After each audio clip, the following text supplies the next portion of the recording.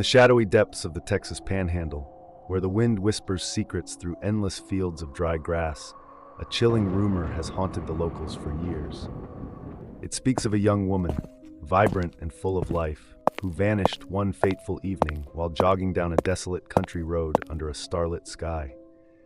Witnesses claim she was pursued by an unidentified object, a glowing orb that descended from the heavens, pulsing with an otherworldly light that silenced the night.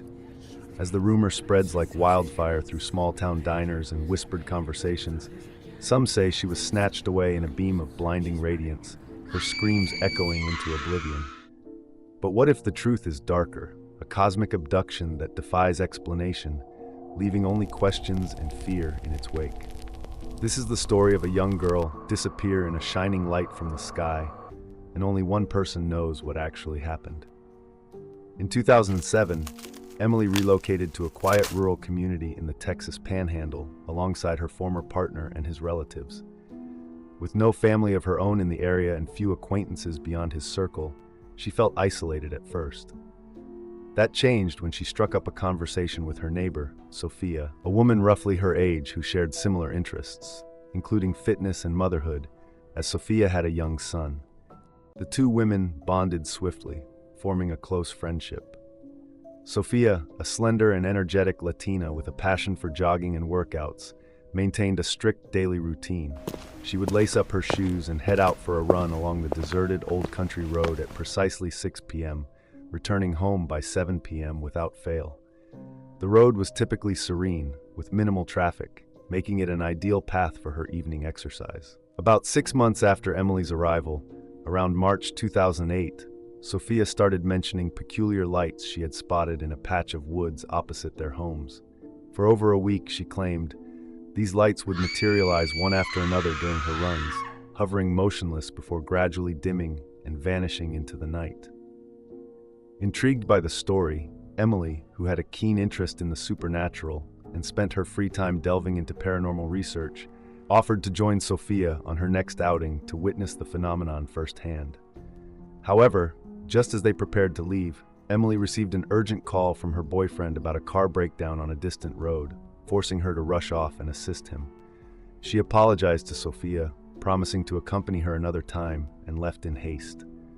Sophia proceeded with her run alone, undeterred. Emily returned home after roughly an hour, only to find Sophia sitting on her porch, her usually olive-toned skin drained of color, appearing ghostly pale.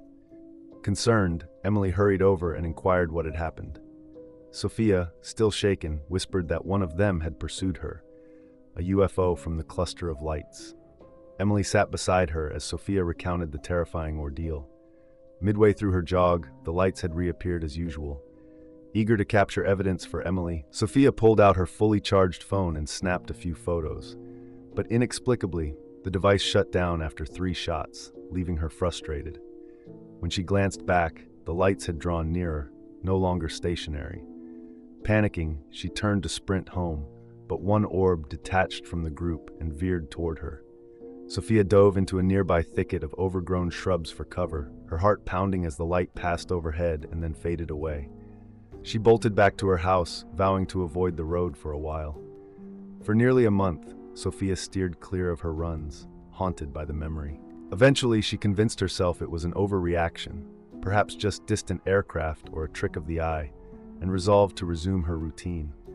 She invited Emily to join her for safety, but Emily declined, citing fatigue from a long day. In hindsight, Emily often reflected on how fortunate that decision might have been.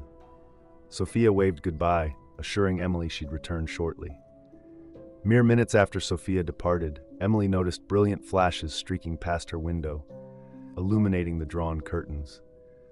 Assuming it was Sophia's sister arriving early for a planned shopping trip, Emily dismissed it and continued her evening. 20 minutes later, Emily stepped outside for a quick break, lighting a cigarette under the starry sky. That's when she saw them, 3 luminous orbs hovering low over the field directly across from her house. They bobbed gently near the ground, emitting a soft glow that captivated her. Excited, Emily thought of sharing the sighting with Sophia upon her return. The lights lingered for what felt like an eternity, perhaps 45 minutes, before suddenly rocketing upward and dissolving into the darkness. Coincidentally, at that exact moment, Sophia's sister pulled into the driveway. She knocked on Sophia's door, but there was no response. Venturing inside to check, she found the house empty. Emerging puzzled, she confided in Emily, who suggested Sophia might still be out jogging and would appear soon. They waited together, chatting idly at first, but as minutes stretched into hours, worry set in. Sophia never returned. Hours morphed into days, days into weeks, and weeks into months, with no trace of her. Despite exhaustive searches involving local authorities, volunteers, and even aerial surveys of the surrounding woods and fields, Sophia remained missing. The community buzzed with theories. Some whispered of foul play by a stranger passing through the sparse traffic. Others speculated about an accident in the underbrush, but no evidence surfaced.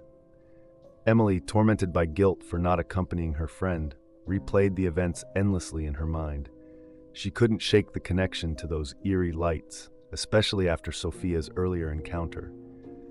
The orbs Emily had witnessed that fateful night seemed too coincidental, too ominous. Years later, Emily still pondered Sophia's fate, wondering if the lights were linked to her disappearance. Perhaps they were extraterrestrial probes, as some paranormal enthusiasts suggested, or advanced drones from a nearby military base. Rumors of secret testing in the Panhandle circulated among locals. Sophia's fear during her initial sighting now haunted Emily, prompting her to question if her vibrant friend had been abducted, harmed, or simply vanished into thin air like so many unsolved cases. The phone photos Sophia attempted were lost with her dead device, leaving no proof. Emily shared the story anonymously in online forums, hoping for closure, but it only amplified her unease. To this day, Sophia's name lingers on missing persons lists, a stark reminder of that quiet Texas road and the mysteries it holds. Reflecting on the broader implications, Emily considered how such incidents might tie into larger patterns of unexplained phenomena reported across rural America. She delved deeper into research, uncovering similar accounts of glowing orbs pursuing joggers or hikers in isolated areas, some ending in vanishings without resolution. In one altered recollection, Emily imagined Sophia's son growing up without answers, fueling her resolve to advocate for better search protocols in remote towns. The friendship they shared, built on shared laughs and evening chats, now served as a bittersweet memory. Emily moved away eventually, but the Panhandle's vast skies still evoked chills whenever she visited. The lights, whatever their origin, had forever altered her perception of the ordinary, turning a simple run into an enigma that echoed through time.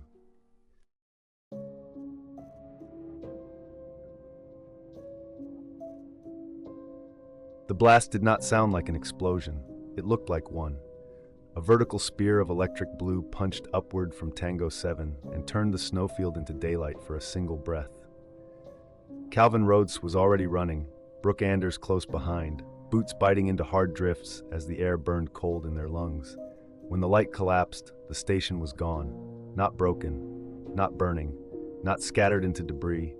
The antenna mast, the wind wall, the weather dome, the fuel drums, the whole footprint of human shelter simply did not exist anymore. There was only perfectly smooth snow, unmarked and untouched, as if Tango 7 had never been built. The horizon returned to darkness, and something tall remained out there watching, too many silhouettes to count before the night swallowed them again. Calvin had worked Arctic rotations long enough to believe he understood isolation. 6 years at northern research posts teaches you what darkness does to time and nerves. 3 weeks into the deep winter shift, he and Brooke were the only two people at Tango 7, 70 miles north of the Arctic Circle, surrounded by permanent night and temperatures that hovered around -38. He had heard older crews talk about strange lights and missing hours, the kind of stories that never survived paperwork. It was not that he had never considered the possibility. It was that he refused to believe it could be real until it reached down and shut the world off around him. Midwinter at Tango 7 meant permanent night and air cold enough to sting the lungs on every breath. Calvin Rhodes was checking the magnetometer along the eastern instrument belt when the horizon changed shape. A thin, pale yellow band appeared perfectly horizontal across the east, too straight to be aurora, too steady to be weather. It did not ripple, it did not drift. It held like a line drawn with a blade. Then a second detail surfaced above it, a dark craft shape hanging in the sky, wide and silent, with no blinking markers and no engine noise. Its underside looked smooth and featureless, except for 3 faint points of light spaced with geometric intent, dim enough to feel deliberate. The station radio died into absolute silence. Not static, not fade, just nothing, as if every frequency had been shut off at the source. Inside the station, digital displays began to blink and drop, batteries collapsing from full to empty in minutes. Outside devices refused to stay on long enough to record a frame. On a perimeter camera feed, the snowfield near the north berm briefly showed a tall figure standing upright, far too slender to be a bear, too still to be a person in wind. It was roughly 20 feet from the fence line, and it pulsed in sync with the yellow band, like the light was controlling both the sky and what stood beneath it. The feed darkened and vanished. When the systems returned hours later, the band and the craft were gone, leaving only the normal Arctic horizon. But Calvin could not shake the memory of that silent object above the line, and the impossible certainty that something had been close enough to look back before the station went blind. They did not report the light or the vertical shape.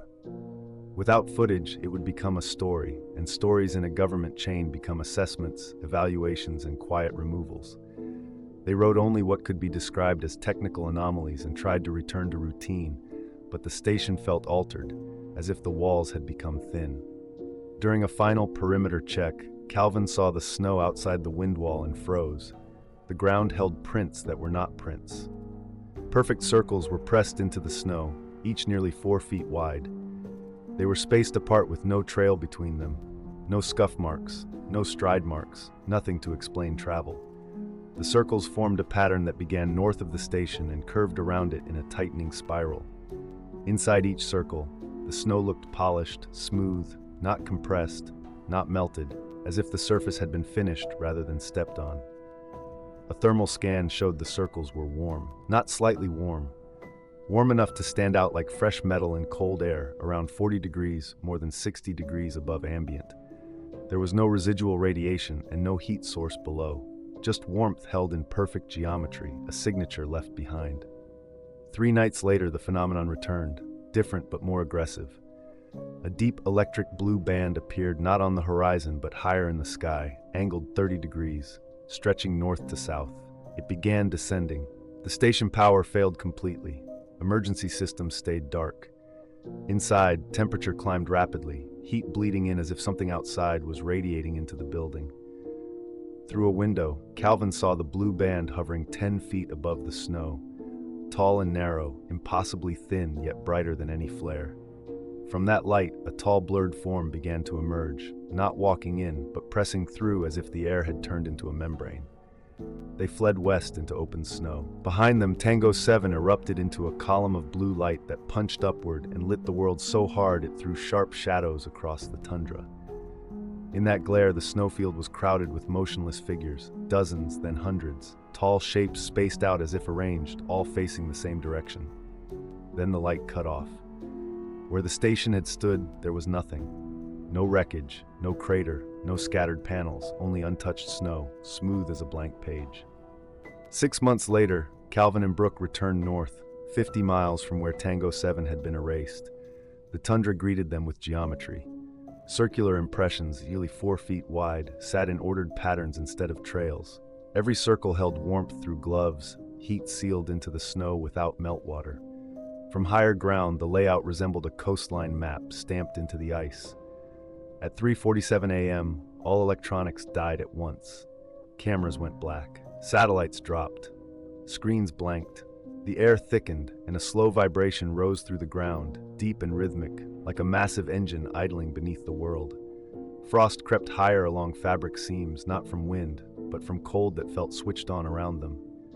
Then the gold band appeared, perfectly horizontal, suspended over the tundra like a ruler line drawn across reality. Above it, a UFO resolved out of darkness, massive and silent, swallowing starlight. Its underside was smooth and curved, with recessed points of faint light arranged in precise geometry, matching the warm circles below. A thin vertical beam dropped from the craft to the band and down to the ground, clean and pale, outlining a corridor rather than lighting it.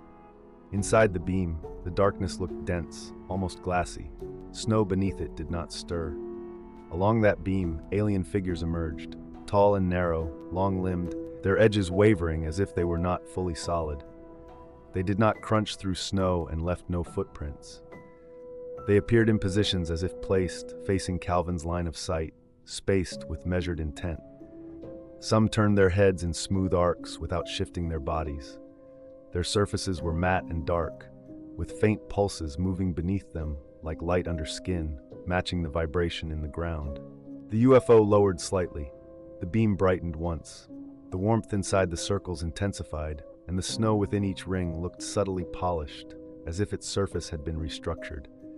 One figure occupied a nearer position, close enough for shallow facial contours to be visible, eyes that did not shine yet held attention like a sensor. Meaning pressed into Calvin's mind without sound, a demand shaped like a question, followed by an answer delivered as images. Tango 7 had not been destroyed. It had been removed, pulled out of a place it did not belong, a human structure interfering with layers of reality it was never meant to occupy. Calvin stopped thinking of the Arctic as empty. He began thinking of it as occupied. The lights were not a mystery flare in the distance. The prints were not a prank. The station was not destroyed. It was erased. If you ever work under permanent night and you see a perfectly horizontal band that does not ripple, or you find warm circles pressed into snow with no trail between them, do not assume you are alone. Assume you are standing near the spaces between, and that something tall is already facing your direction, waiting to see if you look back.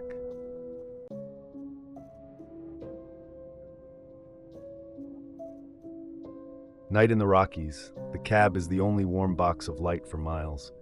Jackson grips the wheel as the road ahead looks edited, like someone erased the depth from the world and left only a flat strip of asphalt in its place. The beams from his truck still blaze, yet they stop short in midair, as if the darkness has weight. Then a pressure settles over the roof, not wind, not weather, something vast and deliberate. The engine sound thins into a hollow hum, every gauge steady but meaningless, and the air inside the cab turns metallic and sharp. Jackson lifts his eyes to the windshield and realizes he is not approaching the anomaly. It is approaching him. October 2019, Colorado. The stretch from Grand Junction toward Gunnison is the kind of road that feels empty even when you are not alone. Just black mountains, cold air, and the hum of a diesel engine trying to keep you anchored to reality. Jackson had 15 years behind the wheel. He knew the difference between fear and imagination. That night, the road taught him a third thing. The line ran parallel to the highway, bright but sourceless, not blinking like aircraft lights, not shimmering like reflection, just a clean glowing stroke suspended in open air. Jackson slowed. Mary leaned forward, trying to make sense of it, trying to film it. The phone struggled to lock focus, hunting the darkness, refusing the line like it did not want to be recorded. Then the headlights failed in the strangest way. The bulbs still burned. The dashboard still glowed, but the beam would not reach the road. It stacked up in front of the grill, flat and useless, as if the night had turned solid. The truck shuddered and died. A hard cut of silence. No wind through mirrors, no engine vibration, just their breathing. Seconds later, everything returned at once. Engine, radio, normal light. Jackson drove on, trying to laugh it off. 10 minutes later, Mary checked the GPS. Same coordinates, same mile marker, same distance to Gunnison, still locked at 38 to 40 miles like the road had reset. They passed signs they had already passed. They saw a reflector that felt familiar, then impossible. Jackson kept driving anyway, because stopping made it feel worse. The line returned. This time it did not float beside the road. It stretched across the highway ahead, widening into a pale tear in the dark. The air around it looked wrong, like heat shimmer without heat. Jackson did the only thing his instincts could agree on. He put his foot down and drove straight through. The moment the truck crossed the seam, the pressure in their ears released. The GPS jumped forward. The next sign finally changed. The road began behaving like a road again. 3 months later, Jackson had to take Highway 50 again, daylight this time, alone. He told himself daylight meant safety. It did not. Midway through the run, he saw a woman in a white dress standing on the shoulder. No coat, no bag, no car nearby. just her, perfectly still as if placed there. As he approached, the details broke. Her eyes sat too far apart. Her mouth looked too wide. Her skin had the waxy calm of a store mannequin trying to imitate a human being. Jackson stared, caught between braking and fleeing. The truck passed her, and she turned to follow him. Not like a person, like a display on a rotating stand. A smooth mechanical pivot that kept her face tracking the cab until Jackson could no longer see her in the mirror. Then Jackson felt it, that prickling certainty you get when you are being measured. Not watched casually, watched with purpose. A thought slid in, quiet and cold, not in words, but in meaning. We know you. Jackson told himself it was just a weird roadside moment. Then his CB radio hissed, one thin line of static, clean and steady, like a tone. No voice, no chatter, just a single frequency that didn't belong. A mile later, the world started to thin out. Not visually. Colorado still looked like Colorado, but sound became too clean. The tire noise dulled, like someone lowered the volume on the universe. Even the vibration through the wheel felt filtered. Jackson glanced at the clock. The digits looked normal, but the seconds didn't tick. So much as hold, like time was deciding whether to move. Then his headlights did something impossible in broad daylight. They were on, bright, normal, and yet the beam hit the air ahead and stopped, flattened against an invisible surface just beyond the hood, as if the light couldn't move forward. Jackson whispered, no. He eased off the gas, instinct, then tried to correct back into the lane. The steering didn't resist, it wasn't stiff. It felt like the road had become a track and the truck was no longer his. And then the engine shut down, not a cough, not a sputter, a clean surgical cut. RPM dropped to 0, the hum vanished. The cab became a sealed box of silence. He coasted to the shoulder, hands shaking, trying the ignition. Nothing. The dash stayed lit, but the lights looked wrong, too steady, too perfect, like a screenshot of a dashboard rather than a living system. Jackson looked down at his phone on the seat. The screen was awake. One word sat there as if it had always been waiting. Stay. He didn't remember unlocking it. He didn't remember anyone typing it. And then he saw the shadow. It wasn't cast by clouds. It didn't match the sun's angle. It slid over the road in a shape that shouldn't exist. A triangle, wide enough to swallow his rig. Jackson forced himself to look up. A black triangular craft hung above Highway 50, low, silent, with 3 faint points of light at its corners. No seams, no detail. It didn't reflect sunlight so much as refuse it. The air changed, cold pressure behind the eyes, a metallic bite like ozone. From the center underside, something unfolded. Not a spotlight, but a hard-edged column of pale light, as straight as a doorway drawn into the air. Dust stopped drifting, and inside that column a figure resolved, tall, thin, with limbs that bent the wrong way, joints stacked where joints shouldn't be. It didn't walk down. It simply became present on the asphalt as if distance had been folded. Jackson's throat locked. He couldn't scream. Then the contact arrived, not through sound, but straight into his head, sharp and emotionless. Seen. A second pulse followed. Images that weren't his choice. The white hovering line from months ago, the GPS loop, the moment reality tore across the road.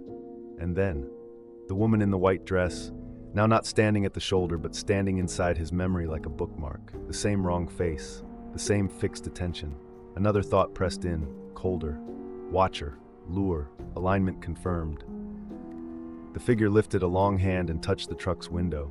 The fingers were too long, too many bends.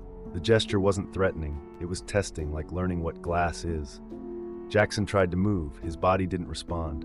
Not paralysis, something worse. Like his impulse had nowhere to go. Then the final thought landed, heavy as a verdict. Marked, continued. Sound snapped back, wind, distant traffic. The creak of the cab, the column of light was gone. The triangle was gone. The phone screen returned to normal like it had never shown anything. The engine restarted by itself. Jackson sat there breathing hard, staring at empty sky, knowing the scariest part wasn't the shutdown. It was how precisely it had all been timed. As if the roadside woman wasn't random, she was a trigger, a sign that the next stage had begun. That night he checked his dashcam. The file list jumped from 2:13 p.m. to 2:29 p.m., 16 minutes missing. The gap wasn't a corrupted file. It was cleanly removed, as if somebody had highlighted a strip of time and cut it out. 2 days later, a plain envelope appeared in his mailbox.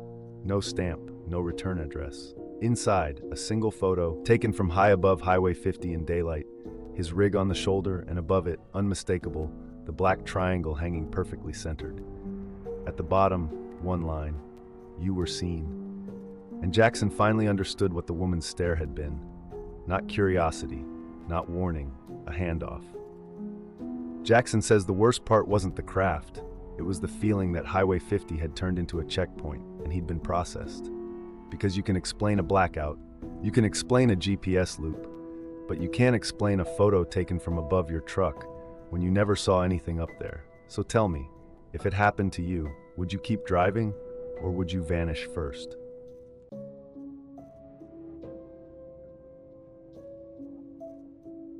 At 2:03 a.m., the Mojave is so quiet that the cruiser engine feels loud. Aiden steps out, boots crunching grit, and sees the man standing at the shoulder like someone paused mid-thought. No jacket, no fear, just stillness. Then Aiden notices the mark on the man's wrist, a perfect circle, smooth as glass, like the skin forgot how to heal normally. The man whispers without blinking. They are still watching. Aiden turns his flashlight toward the desert. A white sphere lifts off the sand behind him, silent, patient, and close enough that the beam of his light dies against it, like the night itself is being turned off. Aiden used to think night patrol was about drunk drivers and broken-down cars. Out here in the Mojave's dead air, the highway feels like a test range for something that doesn't need permission. And the strangest part is how calm it all tries to look, right up until it decides you've noticed. October 9th, just after midnight. Near the Zayak's turnoff, Aiden catches a lone white sphere the size of a basketball hovering 1 meter above the sand. No flicker, no heat, no shadow. It hangs there with the calm of something that doesn't need air to stay up. Miguel raises his phone and snaps 3 shots. The screen previews normal road, normal cruiser, normal desert. But every image that includes the sphere comes back as a solid black rectangle, like the camera is being told to forget that specific patch of space. Aiden sweeps it with his flashlight. The beam stops in midair, clean and absolute, as if it strikes a glass wall. No reflection, no flare, no spill on the sand. Just a hard cutoff that makes Aiden's stomach drop, because light is not supposed to be negotiable. He steps closer and reaches out. The sphere shifts 3 meters sideways in a blink. No wind up, no blur, no sound. Not dodging in panic. Correcting position, as if it's keeping a measured gap between them on purpose. Miguel circles to the left, trying to box it in.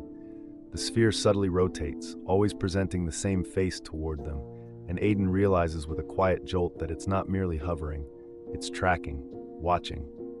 Sergeant Kellerman arrives, takes one look, and goes still. He doesn't radio it in, he doesn't joke, he just tells them to write it down, keep it clinical, and get back on patrol. As they pull away, Aiden checks the mirrors until his eyes ache. The shoulder is empty again. The desert is ordinary again. But the silence inside the cruiser feels staged, like the night has been reset. And Aiden can't shake the certainty that whatever stood there a moment ago now knows exactly what their headlights look like when they turn back. 2 weeks of quiet, then October 23rd on Route 127. Aiden and Miguel spot the same white sphere hovering in the middle of the lane, shin high, perfectly still. They stop short and approach. At 10 feet, it slides backward at the exact pace they advance, keeping the distance like it's enforcing a rule. Miguel circles wide to flank it, and the sphere rotates to face him, calm and deliberate. Aiden raises his flashlight. The beam hits an invisible barrier again, but this time the cutoff curves, leaving a thin crescent of light hanging in midair like the road is being bent. Miguel mutters, his ears feel pressurized. The sphere starts to pulse in a slow rhythm. Aiden tastes metal. The radio turns to static, and beneath it comes a brief, layered tone that feels too close to the skull. They step back. The sphere holds for one last beat, then shoots straight up and vanishes. The radio clears. The night sound returns, and Aiden realizes the shift. It didn't just appear. It reacted. November 4th. Aiden keeps the cruiser centered on the lane lines while Miguel scans the shoulders for stranded drivers and deer eyeshine. The Mojave looks empty in the way deserts always lie, like the land is holding back a secret. Aiden notices the first change in the sound, not the sight. The engine hum becomes slightly thinner, like a note losing its depth. Then the cabin pressure feels off, a subtle squeeze behind the ribs, as if the air has weight. The dash lights dim, slow at first, then all at once. The radio drops into silence. The speedometer needle falls as the engine stutters once and dies completely. For a heartbeat, they are just rolling forward on momentum. Two men inside a dead car with no signal, no backup nearby, and too much darkness ahead. Miguel taps the console, then the radio mic, then swears under his breath. No response, no static, nothing. Ahead, the road should be dark. It is not. Three white spheres rise from behind the ridgeline like moons lifting from the ground. Each one is enormous, silent, and wrong. They move in a perfect triangle, slowing without any sense of braking, stopping at a distance that feels chosen with care. Miguel lifts his phone. The screen stays awake. The camera opens.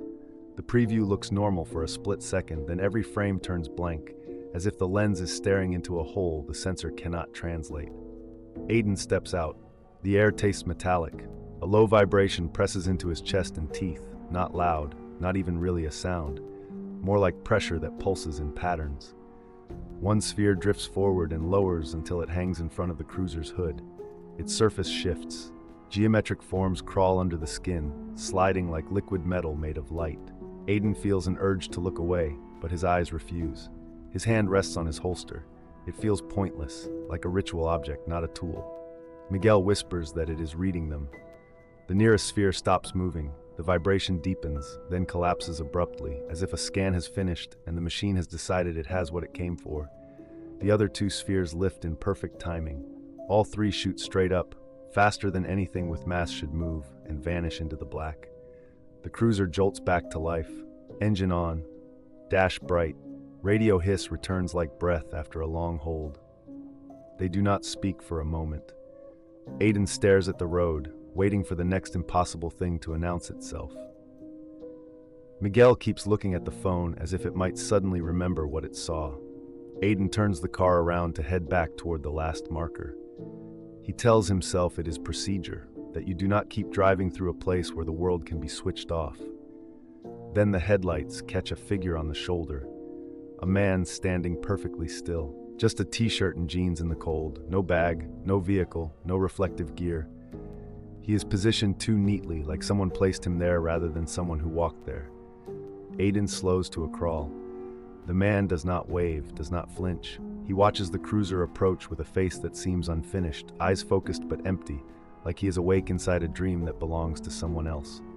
Aiden lowers the window. The desert air rushes in, sharper now, carrying a faint ozone bite. The man's lips move, his voice is quiet and flat, every word spaced evenly, like a recording trying to sound human. They are still watching. Aiden reaches for the door handle. The cabin lights flicker once. The radio pops with a short burst of static that sounds almost like a syllable. Aiden looks back at the shoulder. The man is gone. No footsteps in the sand. No direction he could have moved fast enough. Just emptiness where a living person should not be able to vanish. And then a few yards ahead, hovering at waist height in the headlight beam, a small white sphere appears. It hangs there perfectly still, not pulsing, not drifting, simply present, like a period at the end of a sentence. Miguel does not move. Aiden cannot blink. The sphere shifts sideways in a single instant, 3 meters, no glide, no arc, no inertia, like it is demonstrating a rule of its own physics. Aiden's radio hisses again, and for the smallest moment, he thinks he hears a word inside the noise, not a voice through the speaker, a word inside his head. Return. Aiden puts the car in drive and rolls forward, slow, controlled, eyes fixed on the road. Behind them, the desert stays silent, as if it is listening to how well they obey. Aiden never files the full report.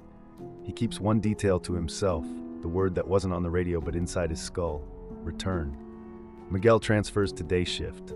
Aiden stays on nights, memorizing mile markers, watching the shoulders, waiting for the next quiet placement of something that does not belong on a human road. If you were Aiden, would you go back to that stretch on purpose, just once, to see what answers the dark gives you?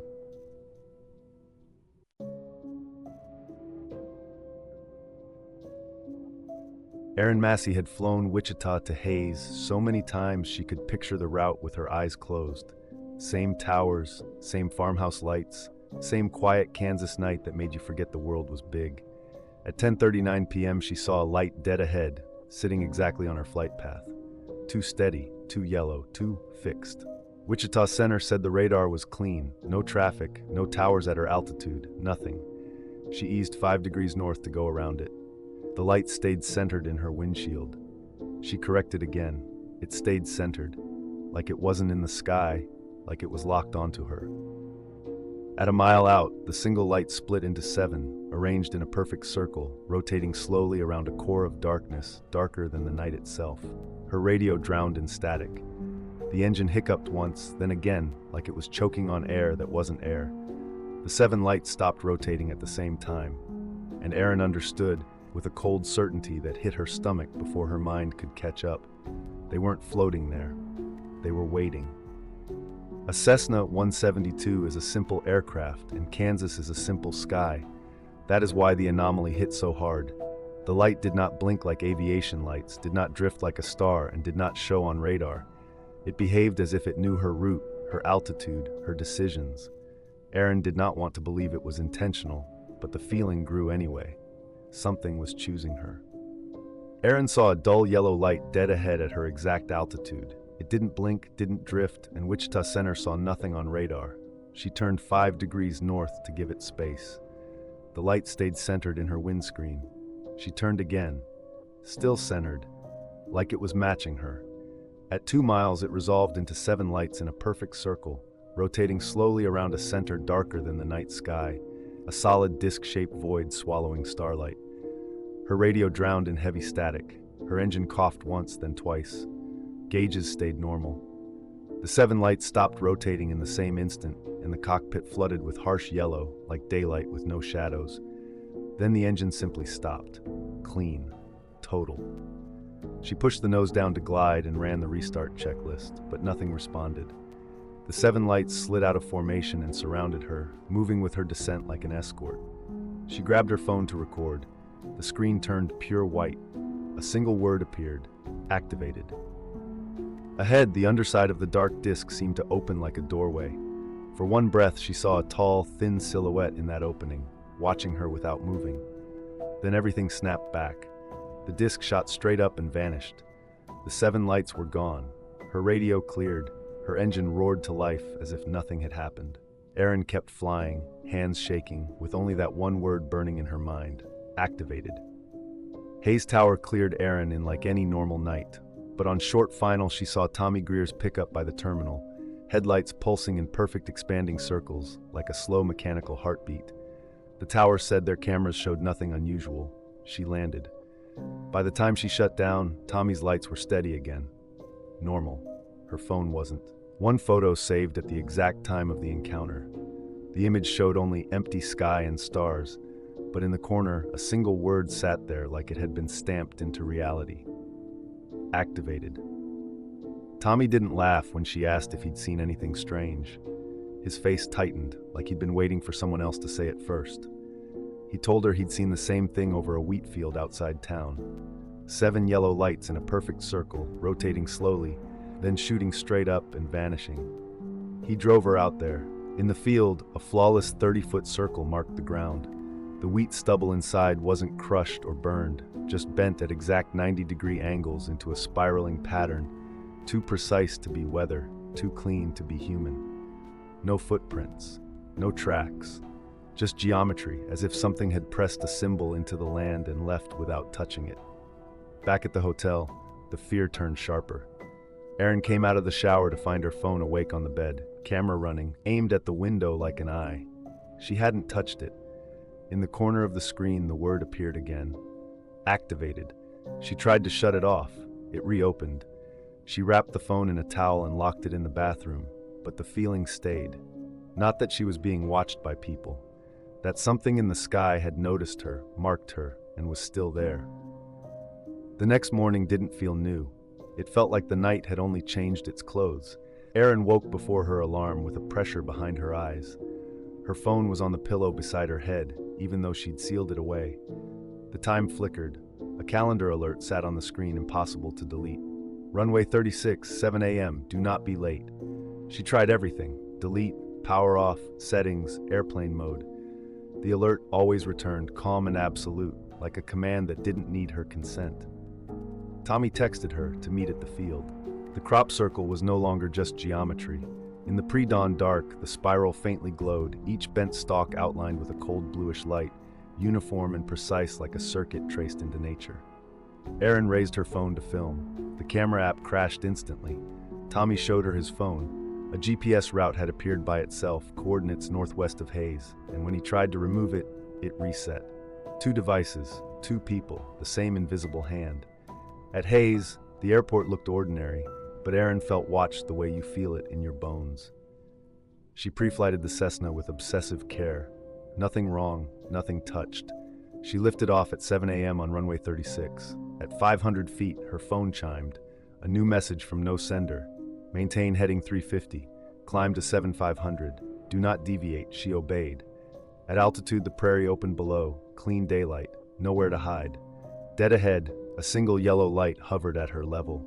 Steady and wrong. It didn't blink. It didn't drift. It simply existed in her path like a pinned star. More text appeared. Approach at current altitude. Maintain airspeed. Her radio thickened with static, crushing every frequency at once. The air in the cockpit felt thin, charged. The yellow light grew larger until it resolved into the underside of a disc, dark enough to seem like it absorbed sunlight. Panels and seams cut across it with geometric precision. Markings ran along the surface, too structured to be damage, too alien to be human script. Then an opening formed beneath it. It didn't hinge or unfold. It separated, as if reality was being sliced cleanly and pulled apart. A rectangular void, perfectly sized in a way that made her stomach drop. Erin tried to pull away. The yoke resisted, not jammed, simply overridden. The plane descended with gentle certainty she didn't command. The yellow glow intensified until the cockpit looked like harsh noon. Shadows vanished, depth collapsed, sound thinned. Her phone went white. One word appeared, activated, and then time fractured. Later she would swear it was only seconds, but the altitude didn't match. The clock didn't match. Her memory had holes with sharp edges. When the static cleared, the disk was gone. The sky was normal. The engine ran as if it had never stuttered. Her phone was back to normal too, except for a new photo in her camera roll. It was crystal clear. The underside of the disk in daylight, unmistakable. In the metadata, where location should be, there were only coordinates. Erin followed them. In the middle of farmland that should have been empty, she saw a facility that should not exist. White buildings arranged with sterile symmetry, a tall fence topped with razor wire, and at the center, a massive dish antenna angled toward the sky like an ear pressed to space. Whatever had activated her hadn't just shown itself. It had left a trail, and it was leading her somewhere on purpose. Activated didn't mean her phone, it meant her. The pattern is the point. Isolation first, then electronics go dead, then you're guided by instructions with no sender. Evidence shows up already curated, while time itself goes missing in a clean, measurable block your body can't explain. If Erin is telling the truth, this wasn't a warning, and it wasn't an accident. It was contact done with precision. The disc, the opening, the sphere, the erased minutes, and the switch left on inside her afterward. So here's the question. If the sky spoke to you tomorrow through missing time and a single word burned into your proof, would you call it a glitch? Or would you admit it was a message? Drop your theories in the comments. Subscribe for more sightings, missing time patterns, and the hidden signals above ordinary roads.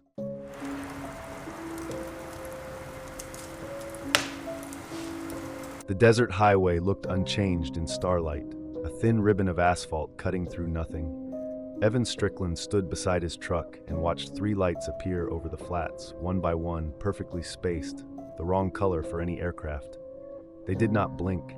They held position like marks on a grid. The lights began to orbit, not around each other, around Evan and Tessa Jordan. The air thickened. A hum formed behind Evan's eyes, then in his teeth, too clean to be wind. For a moment, his boots separated from the asphalt by a few inches, as if gravity had been negotiated away. Then everything snapped back. The lights were gone. The night looked normal. Evan checked his watch and felt his stomach drop. Time had moved backward. Nevada at night can make reality feel thin. Evan was 26 when it started, and he spent 11 years carrying the same unanswered gap. He was driving in a small military convoy on State Route 375 toward a classified site near Rachel. 5 vehicles, 12 personnel, routine on paper. The only reason he never wrote it off as his own mind was Tessa Jordan. She was there too, and years later she came back with the same nightmares and the same missing minutes. The first 2 hours were pure routine. No moon, stars dense enough to look textured, the road empty, the desert flat, the horizon erased. Then the radios failed. Not interference, not fading, a clean sudden silence that did not behave like terrain. Every channel died at once. The quiet felt engineered, like a hand placed over the spectrum. The convoy stopped in the same instant. Evan did not brake. The truck simply settled into a controlled halt. No brake lights ahead, no brake lights behind.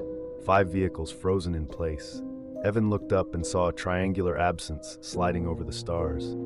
Not a shadow, a shape that removed starlight. Massive, slow, silent, moving with purpose. Then the truck died completely.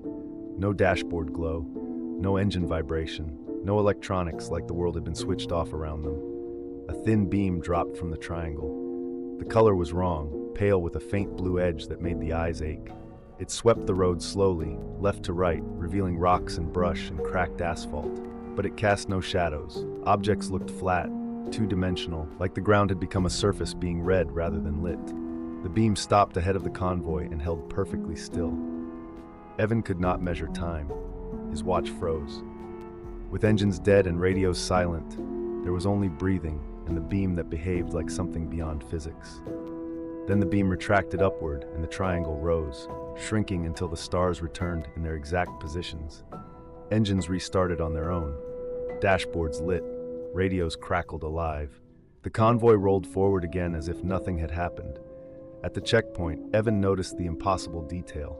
His watch was running again, but the time displayed was 13 minutes earlier than it should have been. Station clocks matched, logs matched. The timeline did not. The next morning, Evan found Tessa carrying the same hollow look. She had seen a detail he could not explain. The light behaved as if illumination and absence were separate things, moving independently. They searched for proof. Vehicle data should have shown a stop. GPS traces should have recorded a halt. Engine logs should have captured the shutdown. Instead, the records showed continuous forward motion from base to checkpoint, clean and uninterrupted, as if the convoy never paused at all. Tessa found something worse. The checkpoint perimeter cameras contained a missing block of footage exactly 13 minutes long, stamped with a generic electrical error code that did not fit the station's backup power. The gap matched the time distortion on Evan's watch with surgical precision. Evan tested the memory of others. A rear security driver who should have had the best view insisted the transport had been routine. No anomaly, no stop. The denial felt less like stubbornness and more like absence. The way starlight had been absent under the triangle. They chose silence. In their world, reporting the impossible did not trigger investigation, it triggered evaluation. The story moved into their bodies instead, becoming insomnia and fragments that arrived like broken footage, curved blue-lit walls, a smooth warm table surface that did not feel like metal, figures just outside focus, pressure in the skull that felt like questions without words. Evan left the military months later and tried to build a normal life. It cracked anyway. 10 years passed.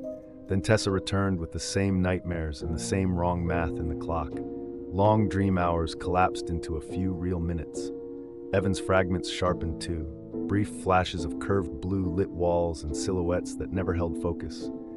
They went back to Nevada anyway. At dusk, the desert looked harmless, almost empty on purpose. By full night, it became what Evan remembered, a place that feels like it is waiting. They parked on the shoulder near the stretch that felt right and stepped out into a silence so deep it made the blood in Evan's ears sound loud. The first light appeared above the flats, a steady point with that pale, wrong hue. A second arrived beside it, then a third, perfectly spaced. They did not blink like aircraft. They held position like markers, then began to move in a controlled orbit, circling Evan and Tessa as if measuring them. Above the road, a triangular absence slid into view and swallowed starlight. Not a shadow, not cloud, a clean geometric void that moved with intent. Under its centerline, a thin beam dropped, the same color Evan remembered from 2013, pale with a faint blue edge that hurt to stare at. The beam did not wash the desert with light. It carved a column of clarity through the darkness, and the ground inside it looked unnaturally flat, like texture without depth. The air thickened. A hum formed behind Evan's eyes, then in his teeth. Frost began to creep along the edges of Tessa's jacket despite the dry night, as if the temperature inside that corridor had been lowered independent of the world around it. Their truck died behind them without a sputter, lights off, engine silent, the dashboard blank in one clean cut. Inside the beam, figures resolved. Tall, narrow silhouettes standing where there should have been only empty desert. They did not walk in from the darkness. They appeared in positions, spaced with measured precision, facing the road as if it were a stage. Their limbs looked too long, their posture too still, and the edges of their bodies shimmered faintly as if they were not fully solid. When one of them turned its head, it did so without shifting weight, a smooth mechanical rotation that made Evan's stomach tighten. The beam held steady. The triangular void hovered low enough now that Evan could sense its scale, a silent mass pressing down on the night. The three orbiting lights tightened their circle, and Evan felt the moment his body stopped belonging to him. His boots separated from the asphalt by inches. Tessa rose beside him, rigid and weightless, her hair lifting as if underwater. The hum became a chord, layered and structured like a signal. Then everything snapped back. They dropped to the road. The beam retracted straight up, as if pulled by a reel. The void slid away, releasing the stars in perfect alignment. The truck's engine restarted on its own. Evan checked the time and felt his pulse spike. 13 minutes had inverted again, returned like a correction, as if the night had been edited and saved over. Tessa's face had changed. Not relief, recognition. A shock of memory trying to surface all at once, too large for language, leaving only tears and a tremor in her hands. Evan looked back to the desert where the figures had stood. The snowless ground was undisturbed, no footprints, no tracks, only a faint circular discoloration on the asphalt near where the beam had touched, as if heat had kissed the surface and left a subtle ring. Something had been there with them, not just lights in the sky, not just a craft, witnesses in the beam, watching closely enough to be seen, then choosing to vanish with the evidence. Route 375 doesn't feel like a random sighting. It feels like a repeatable method. Engines cut, radios muted, footage gapped, time bent, witnesses left arguing with their own clocks. If you've ever lost minutes on an empty road, if your electronics died all at once, if the sky looked like it removed the stars instead of covering them, tell me what happened. Patterns only surface when enough people compare the same impossible details. Drop your theories in the comments. Subscribe for more missing time cases and sightings that keep repeating where the desert is quiet enough to listen.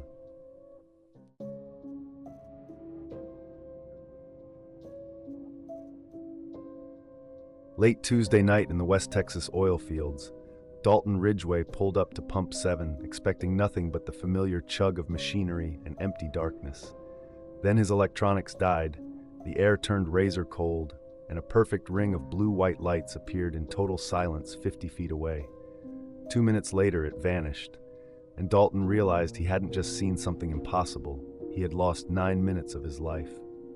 The story of Dalton Ridgway, a gritty, wary 42-year-old oil worker, unfolds in the deep, unyielding solitude of the West Texas oil fields.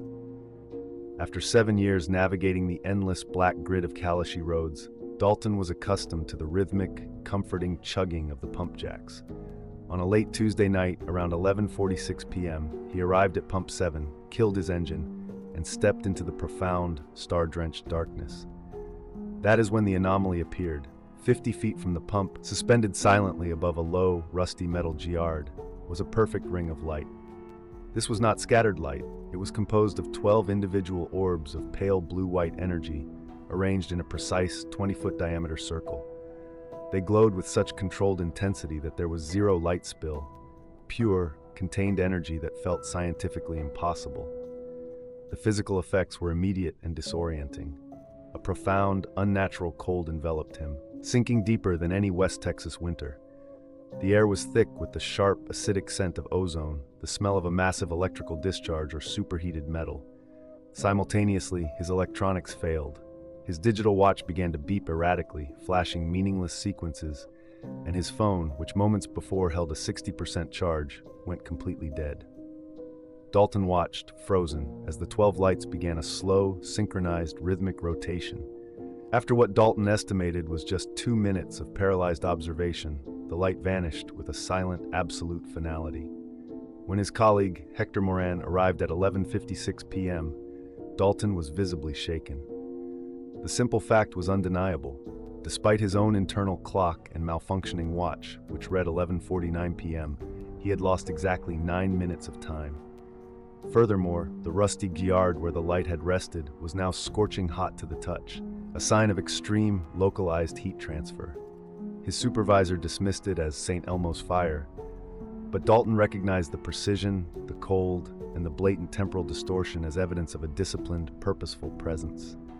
His exhaustion was instantly replaced by an unshakable obsession. He needed quantifiable proof. 3 weeks later, on another Tuesday night, Dalton was fully prepared. Alone at the remote Pump 12, his vehicle was outfitted with a charging pack for his phone, and his mind was tense with anticipation. At 1:09 a.m., the familiar, chilling cold descended, and the air crackled with a silent tension. This time, the formation was a perfect triangle of 3 larger, more intense blue-white lights, hovering 100 feet away. Shaking but steady, Dalton grabbed his phone and began to record, capturing 4 minutes and 17 seconds of the lights executing a complex, synchronized geometric pattern, a visual language. Suddenly, the triangle expanded, stretching its vertices outward to reveal the center, a massive, dark, physical craft. Its surface was non-reflective, appearing to absorb all ambient light, giving it a terrifying depth, like a perfect hole punched in the night sky.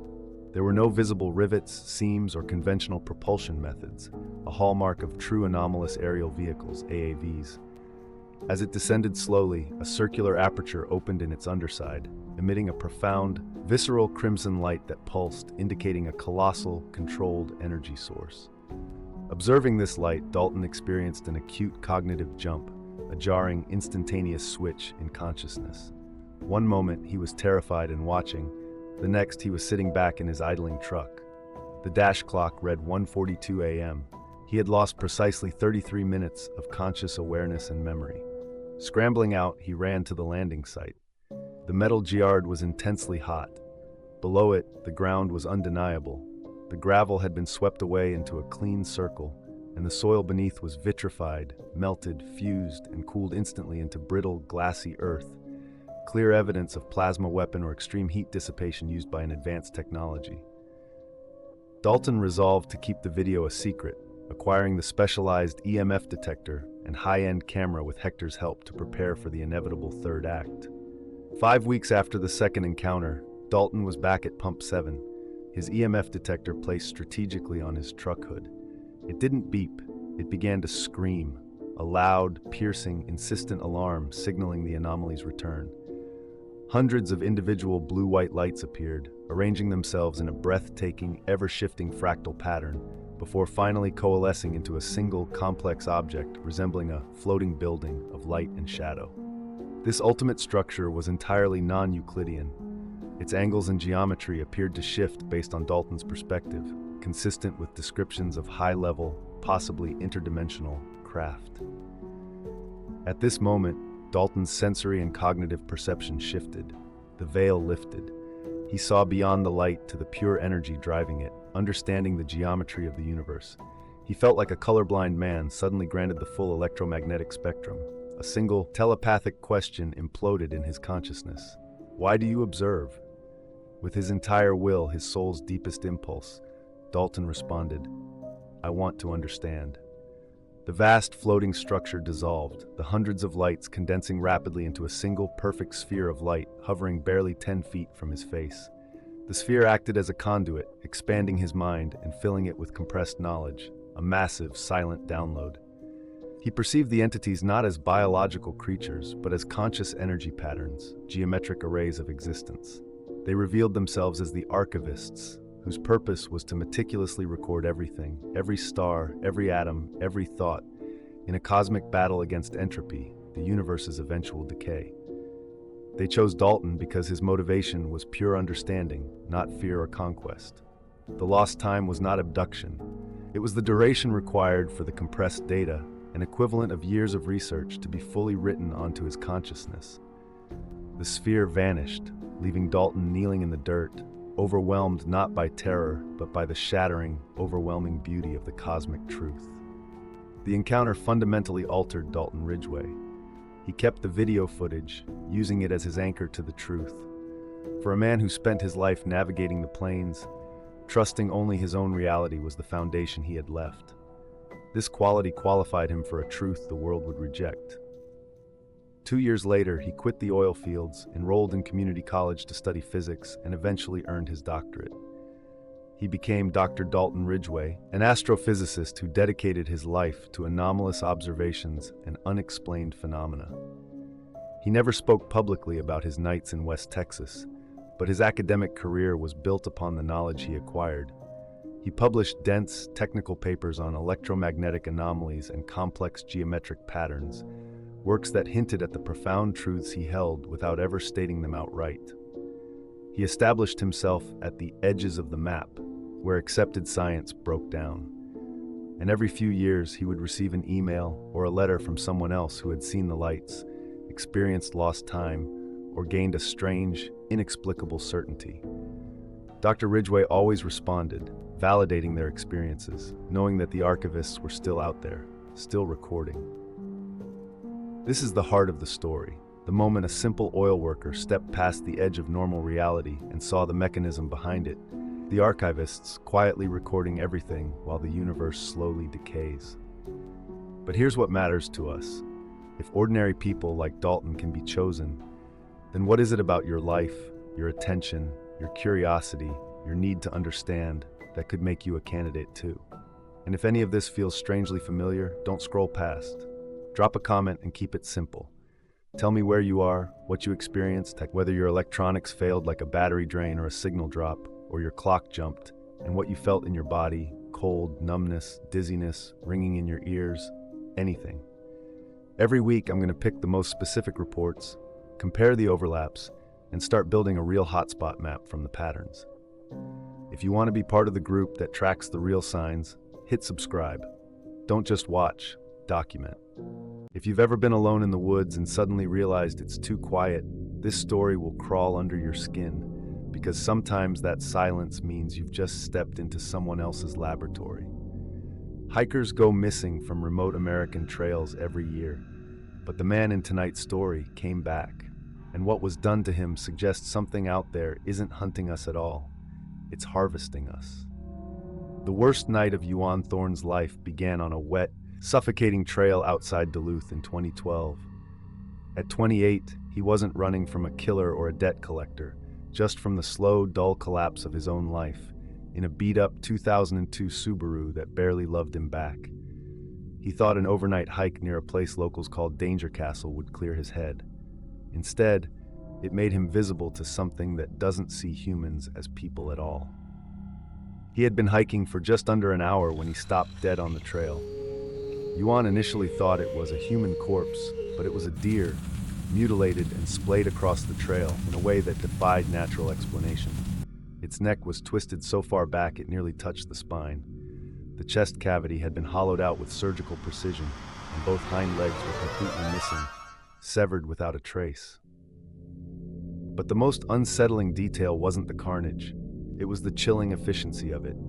There was virtually no blood on the forest floor, just the macabre carcass and a sharp, metallic tang in the air, a scent Yuan associated with an old industrial freezer.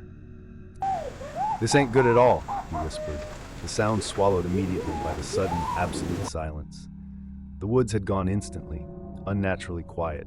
No birdsong, no cricket chirps, not even the faint rustle of leaves in the non-existent wind. Yuan's heart hammered against his ribs. He snapped a few quick photos with his phone, his hands shaking, recognizing instinctively that he was no longer in a hiking story, but something infinitely worse. His brain screamed in a terrifying loop. "You're walking into a Dateline episode, and you're the victim. That's when the pressure hit, a deep, subaudible resonance, a hum that seemed to bypass his ears entirely, vibrating the very bones in his skull like a colossal, overloaded transformer. It wasn't localized, it was everywhere and nowhere at once, an invisible force that made his stomach churn. Then the light came. It wasn't a beam or a flash, but a pervasive, pale green dome that pulsed faintly, enveloping the trees and turning the forest into a grotesque, skeletal landscape. The air crackled with intense static, and the hair on his arms stood straight up. His phone screen died instantaneously, a useless slab of dead plastic. He slowly turned in a full circle, the hum making him dizzy, and then he saw them. 3 figures standing just on the edge of the pulsating light. They were easily over 7 feet tall, impossibly lean, with limbs so long they defied basic anatomy. Their bodies were covered in a reflective, dark gray suit that looked organic yet metallic. Their heads were smooth and featureless, ovoid, with no discernible mouths or noses, just 2 enormous, deep black eyes that seemed to absorb all available light. They didn't walk, they slipped and glided across the forest floor, their joints bending in impossible ways, making them resemble immense, animated question marks. "Hello? Is someone there? Do you need help?" Yuan croaked, the words tasting pathetic. They offered no verbal response. One of them raised a disturbingly long arm, I just the want fingers tipped to with know shining why black you're here. instruments, and pointed directly at his chest. The gesture was a silent, absolute command. That was the instant he felt it, a searing, penetrating heat in his sternum, as if a white-hot branding iron was being pressed directly against his soul. His legs instantly buckled, and he collapsed, gasping for air as the pain locked his diaphragm. Before he could scream again, he was lifted, not by hands or ropes, but by something invisible, a crushing electromagnetic force that wrapped around him like thousands of tightening, non-existent strands. He couldn't twitch, he couldn't even weep. The forest below him blurred, then vanished. He awoke to find himself rigidly pinned to a metal slab that was leaching the warmth from his body. He was in a circular, cavernous room with no discernible walls, only a continuous, luminous silver surface reflecting a soft, blinding white light. The ceiling was a maze of shifting, complex geometric lights that made him intensely nauseous. His head throbbed, and his mouth tasted sharply of acrid copper. The air was colder and more sterile than any hospital he'd ever smelled. 2 of the beings were positioned near his feet, operating sleek, humming consoles, while the third stood over him, its featureless head tilted in an attitude of profound, clinical study. "Where am I?" Yuan rasped, the sound a feeble echo. The being did not speak with its mouth. Instead, the vibration, now amplified and targeted, filled his skull. His mind was instantly flooded with a sensation, less like hearing words and more like a massive, incomprehensible block of data being forcefully downloaded into his consciousness, with only the core meaning translating.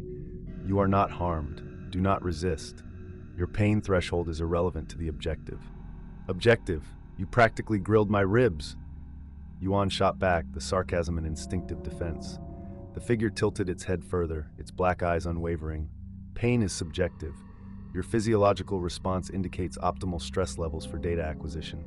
"Yeah, mine is not up for debate. What do you want? Why me?" The lights above shifted, bathing the room in a deep, unsettling violet. "You are accessible. Your location is remote. Your designation, unremarkable." The creature stepped aside. The second figure, standing near a console, approached, holding a sleek, oval device, a frightening blend of technology and the organic, pulsating with internal light. It held the device over Yuan's chest, and an intricate, rapidly shifting pattern of ultraviolet and infrared light scanned his torso. He felt a deep, tickling sensation in his lungs and kidneys as the machine analyzed him. Analysis complete. No structural anomalies. "Data acquisition successful," the first one spoke. "Your kind is a volatile, heavy resource. We observe. We must adapt." "Adapt? Why? Are you planning to invade?" The being's vibrational reply intensified, becoming harsher, colder. "Not invasion. Resource extraction. You deplete this planet at an unsustainable rate. We require maintenance, sustain." Yuan's attempts at further communication were suddenly and violently cut short. The metal slab beneath him began to lose its rigidity, becoming tacky and viscous, pulling him down like quicksand made of mercury and oil. He screamed, but a deafening return of the low, pervasive hum instantly devoured the sound. His vision warped as the figures became stretched, elongated shadows. He opened his eyes again, choking, back on the cold, damp forest floor. The pale green dome of light was gone, replaced by the faint, miserable light of pre-dawn. His chest still burned with residual pain, and his phone rebooted, instantly flashing dozens of notifications, a mocking return to trivial reality. He stumbled, adrenaline-soaked, back towards the trailhead. Near his car, he found the two other bodies, a man and a woman who had simply been hiking. Their torsos were slumped, their skin unblemished, but internally they were crushed, as if the pressure that had held Yuan had simply imploded their vital organs. The metallic tang in the air returned, sickening him. Yuan called 911, stammering an incomplete, incoherent story about hikers being attacked by something. The police found the bodies, the strange scorch marks on the ground, and the bizarre fact that the victims' internal organs had been liquefied without a single external wound. They dismissed Yuan as a traumatized witness, perhaps a suspect. Yuan Thorne doesn't hike anymore. He sold the Subaru. Sometimes, late at night, he still hears that low, vibrating hum, and he feels the phantom pressure in his sternum. He knows they are still out there, watching, waiting for the next unremarkable specimen to wander into their path. The incident experienced by Yuan Thorne is more than just an abduction. It is a chilling lesson in the insignificance of the individual to a superior force. The cold, clinical messages resource and unremarkable drive home a terrifying truth. To these entities, humanity is not a target for conquest, but an object for resource extraction. The precise and brutal elimination of the deer and the two innocent hikers points to a cold, systematic strategy. They take what they need, and whatever remains is discarded as waste. It makes one shudder to think how many quiet disappearances on secluded trails are, in fact, similar harvesting trips. If you find this story unsettling, or if you have ever heard that strange, deep hum or felt inexplicable pressure, we urge you to share your experiences. Like this post to support our work in uncovering these truths. Comment below with your theories. What are these entities, and what kind of resource are they truly seeking? Share this story to spread Yuan Thorne's chilling message. Your engagement is what keeps the search for the unknown alive.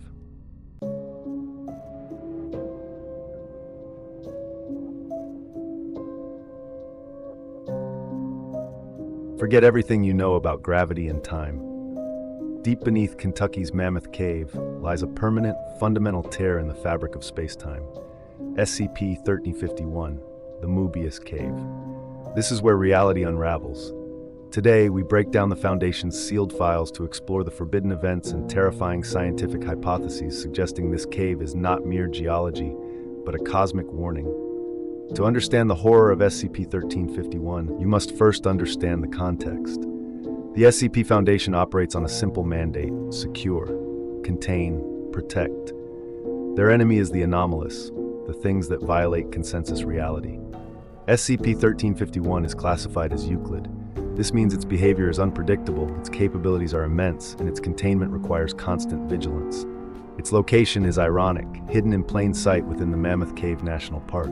While thousands of tourists explore the safe, beautiful caverns, only a few hundred meters away, under the guise of the SEHER Bat Preserve, lies the true horror. Discovered in 1995 by speleologists mapping potential connections to the main park system, initial expeditions immediately yielded results that shattered all known geological and physical models. The entrance itself is the first clue. A strange, almost perfectly circular hole in the ceiling of an underground chamber, 125 meters below the surface, a path that demands a descent upward to begin. The three expedition teams between 1995 and 2002 established one undeniable truth. The warped tunnels within 1351 operate entirely outside Newtonian physics.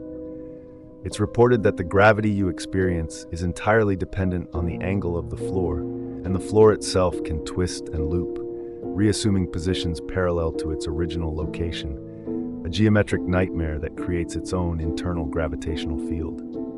Inside 1351, time moves on its own terms. A researcher entering for what they perceive as 20 minutes may emerge to find that 3 hours have passed in the outside world. This temporal distortion is not linear. It is random, volatile, and inexplicable. The combination of unpredictable gravity, self-looping geometry, and shattered time defines 1351, transforming a mere cave into a weapon of abstract terror. How does the Foundation contain such a fundamental break in reality? With a perimeter fence, unauthorized vehicle warnings, and a security team dressed as park rangers and civilian speleologists, a thin veil of normalcy draped over the edge of the abyss. This is the stage. Now let's look at the events the Foundation keeps deliberately classified.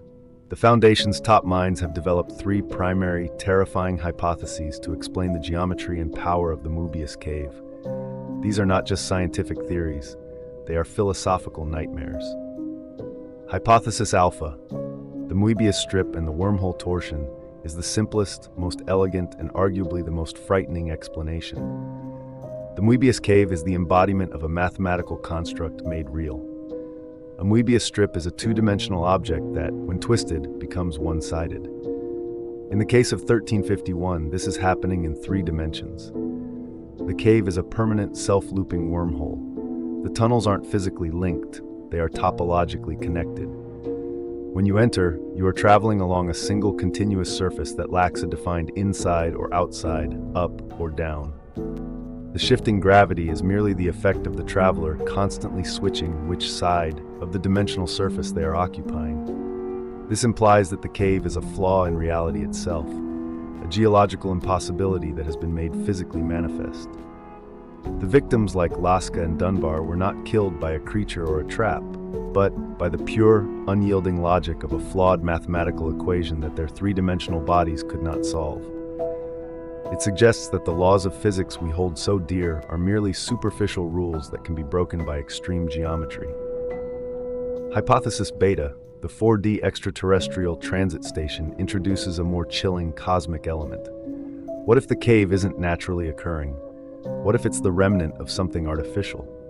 This theory proposes that SCP-1351 is not a cave, but the three-dimensional shadow of a structure existing in the fourth spatial dimension, a dimension we can only perceive as constantly shifting geometry.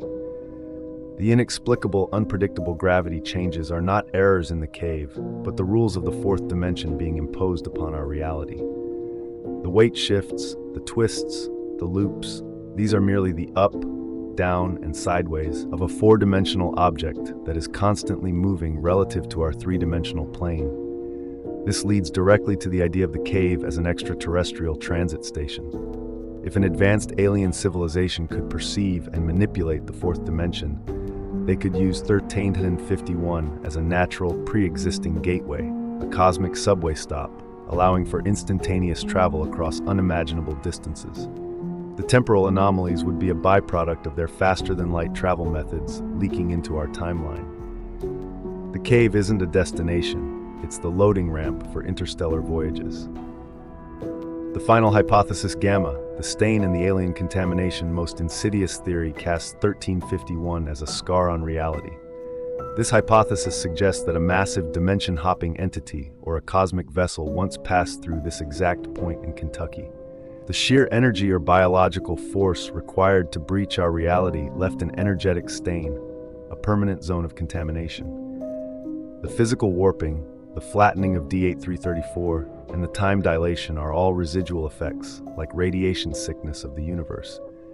The entity is long gone, but its passing has permanently thinned the barrier between our world and the voids it traverses. The Mobius cave is simply the place where the wound never healed, proving that the borders of our reality are far more fragile than we dare to admit.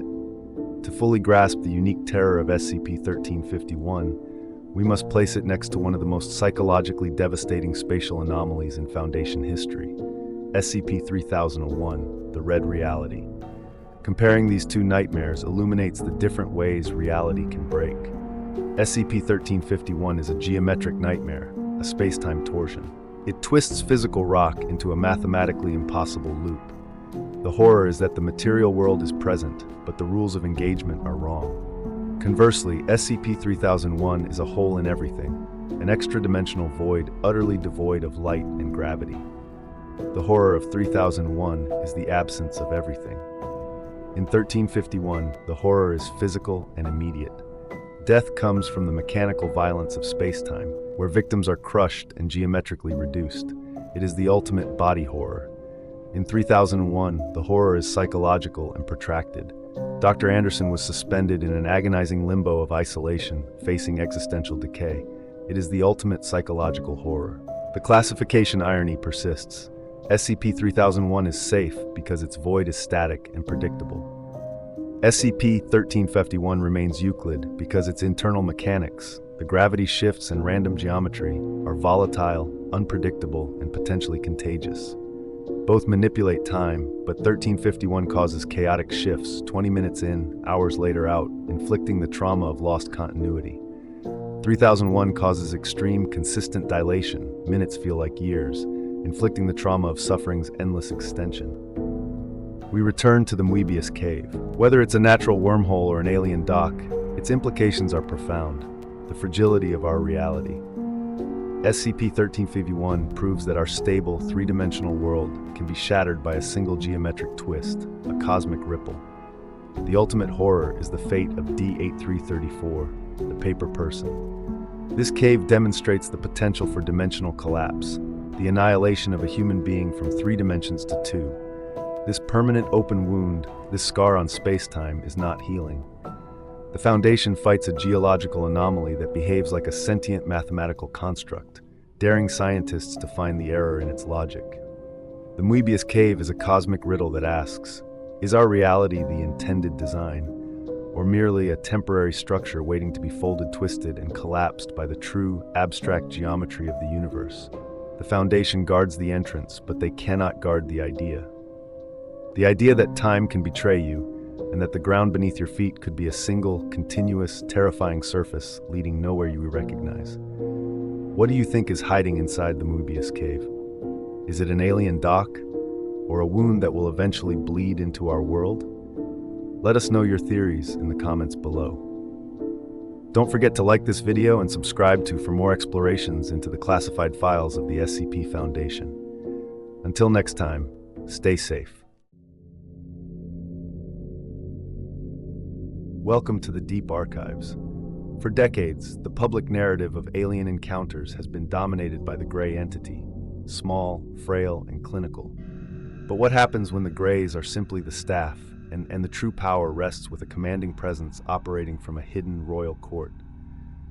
This is the story of Filiberto Cardenas, a Cuban immigrant in Miami, 1979, whose experience didn't just document an abduction, it exposed a rigid, terrifying hierarchy operating beneath our world. The late 1970s in South Florida were volatile, a blend of Cold War paranoia and a cultural explosion of the burgeoning UFO phenomenon. Cardenas's case, however, transcended the sensationalism of the era. It became a cornerstone of ufology due to an unprecedented combination of evidence: multiple external eyewitnesses to the event, 108 quantifiable physical marks left on the victim's body, and the subsequent, highly consistent testimony under repeated hypnotic regression. This wasn't hearsay. This was an investigation with tangible evidence, classified as a close encounter of the fourth kind, CE4K. Tonight, we detail the evidence that proves the existence of the chief. The date was late January 1979. Filiberto Cardenas was driving with 3 friends on a remote road outside Hialeah, near the Everglades. The atmosphere was calm until 1:45 a.m., when, without warning, the vehicle died instantly. This classic electromagnetic effect, EMF signature, where an advanced energy source neutralizes ground-based electronics, was the first red flag. Their quartz wristwatch, a simple timing device, also ceased function simultaneously, a deliberate surgical act of isolation. As panic set in, a massive, silent, disc-shaped craft descended slowly nearby. Its sheer size was immense, casting a disproportionately eerie glow on the secluded garden where the car was immobilized. According to the friends, Cardenas, standing outside the car, was struck by an unseen, powerful force field. He was rendered instantly catatonic and paralyzed, a physiological shutdown preventing resistance. Before the horrified eyes of his 3 companions, Filiberto was levitated, slowly and silently lifted, into the belly of the immense, hovering ship. The 3 friends, terrified and unable to start the car, fled the scene on foot. Their subsequent consistent testimony became the critical initial piece of corroboration for investigators. Crucially, this event was not isolated. Reports later verified that air traffic control (ATC) personnel at a nearby airport detected an unidentified flying object exhibiting extreme velocity and unusual maneuvers in the vicinity at the exact time Cardenas vanished. This official, multiple-source confirmation elevated the Cardenas case from a simple abduction claim to a documented investigation supported by external observational data. Inside the craft, the terrifying medical procedure began. Filiberto recalled being in a large, cold, brightly lit room staffed by the classic gray entities. They were short, approximately 4 feet tall, with large black, almond-shaped eyes and smooth grayish skin. He described them as emotionless technicians, utilizing strange small tools to perform a comprehensive, intrusive physical examination. The most damning and unique piece of physical evidence was what Cardenas carried back: 108 small, perfectly circular marks etched across his body. These were documented by investigators, notably on his upper chest, back, and limbs. These were not scars. They were fresh, meticulously placed pinpoint punctures or microburns. The exact count, 108, is highly suggestive of a calculated, methodical process, potentially a diagnostic tally, biosampling array, or, most chillingly, the installation points for an advanced neuromonitoring device.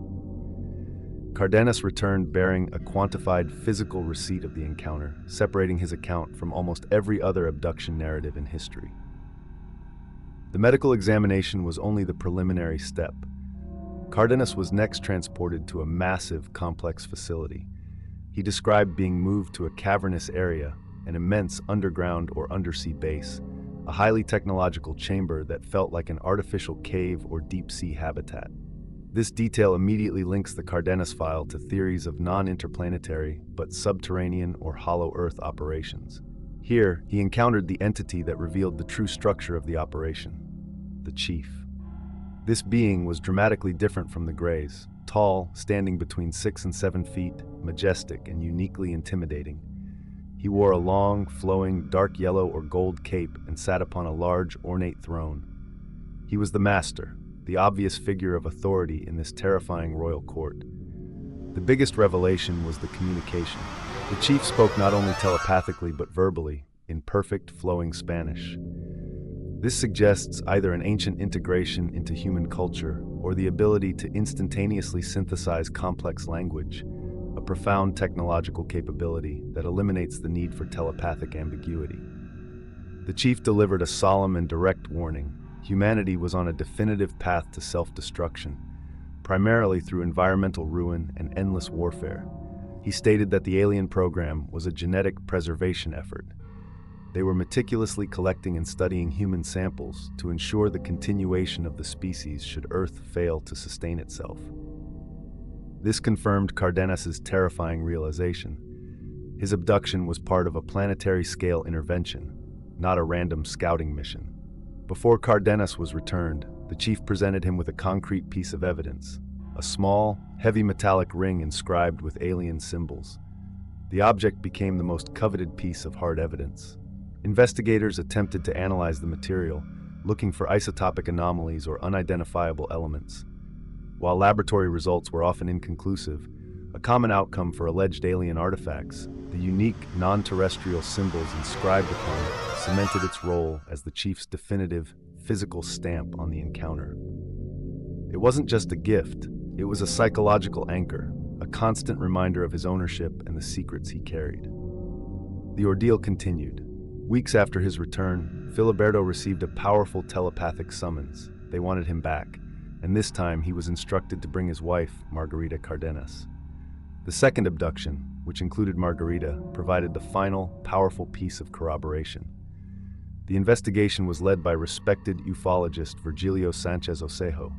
Recognizing the limitations of conscious recall in traumatic events, both Filiberto and Margarita underwent multiple, separate sessions of hypnotic regression with different specialists. The results were astonishing. Under deep hypnosis, both Filiberto and Margarita recounted their experiences: the paralysis, the grays, the Chief, the subterranean base, and the medical procedures, with unwavering consistency across all sessions and all practitioners. This includes the consistent description of the chief's appearance, the golden throne, and the purpose of the genetic program. While skeptics often cite regression therapy as prone to confabulation, creating false memories through suggestion, the dense, complex, and harmonious overlap of details between the two independent witnesses convinced many professional researchers that they were dealing with genuine, suppressed memories of a shared, traumatic reality. The Cardenas file is a masterclass in organized terror. It forces a fundamental shift in ufology. The small, silent grays are merely the technicians and the workforce. The true command rests with the tall, regal chief on the golden throne, an entity with the authority to grant physical evidence and deliver planetary mandates. This implies a chilling multi-species hierarchy, where the Greys serve as the expendable pawns in a far grander scheme of information gathering and genetic intervention. The most disturbing implication is the subterranean agenda.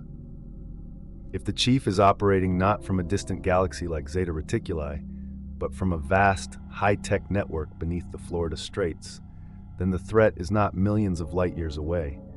It is integrated into the very fabric of our planet. This supports the terrifying hypothesis that these entities are not casual space visitors, but ancient Earth inhabitants, or highly integrated operatives who have been here hidden all along. The convergence of evidence, the 108 physical marks, the unusual metallic ring, and the consistent testimonies, is not merely proof of an encounter. It is a signature of alien ownership. The Cardenas family was branded and monitored. Their legacy is a reminder that the phenomenon of alien abduction is not just about lights in the sky. It's about a methodical, intelligent, and ongoing interaction with humanity, dictated by the powerful masters on the hidden thrones. What do you believe the 108 marks represent? Was it a biological diagnostic receipt, or a piece of tracking technology installed by the chief? Let us know your thoughts in the comments below, and tell us which level of the alien hierarchy you fear the most.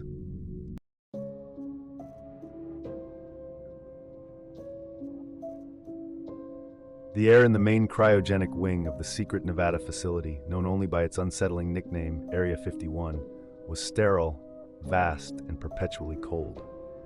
Engineer Daniel Thorne, an expert in exotic materials, had spent months trying to crack the secrets of failed Earth prototypes.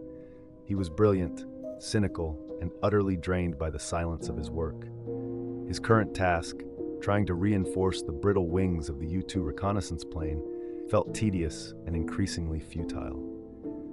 On the 8th of July, 1947, that silence was shattered. Colonel Richard Hayes, the project's director, entered the lab, his face a mask of calculated gravity. He ordered Thorne to drop his current work, announcing that he would no longer be focusing on U-2 wing failure. Hayes revealed that an highly irregular transmission had been received hours ago, Code Mogul 7, signaling a retrieval, not of debris, but of proof. Hayes slid a grainy photograph across the table, showing a massive, twisted metallic hull partially buried in dry dirt. But the colonel produced a second, unsettling image, a small, pale body laid on a military tarp. The entity possessed a grotesquely oversized, dome-shaped head and two immense jet-black, almond-shaped eyes that seemed to absorb the camera flash. Hayes confirmed the object was extraterrestrial, having gone down near Roswell, New Mexico, with the official cover story being a mere weather balloon.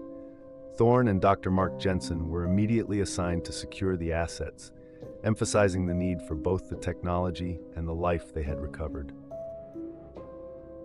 Arriving at the Roswell Ranch before dawn, Daniel and Dr. Mark Jensen were immediately struck by the scene.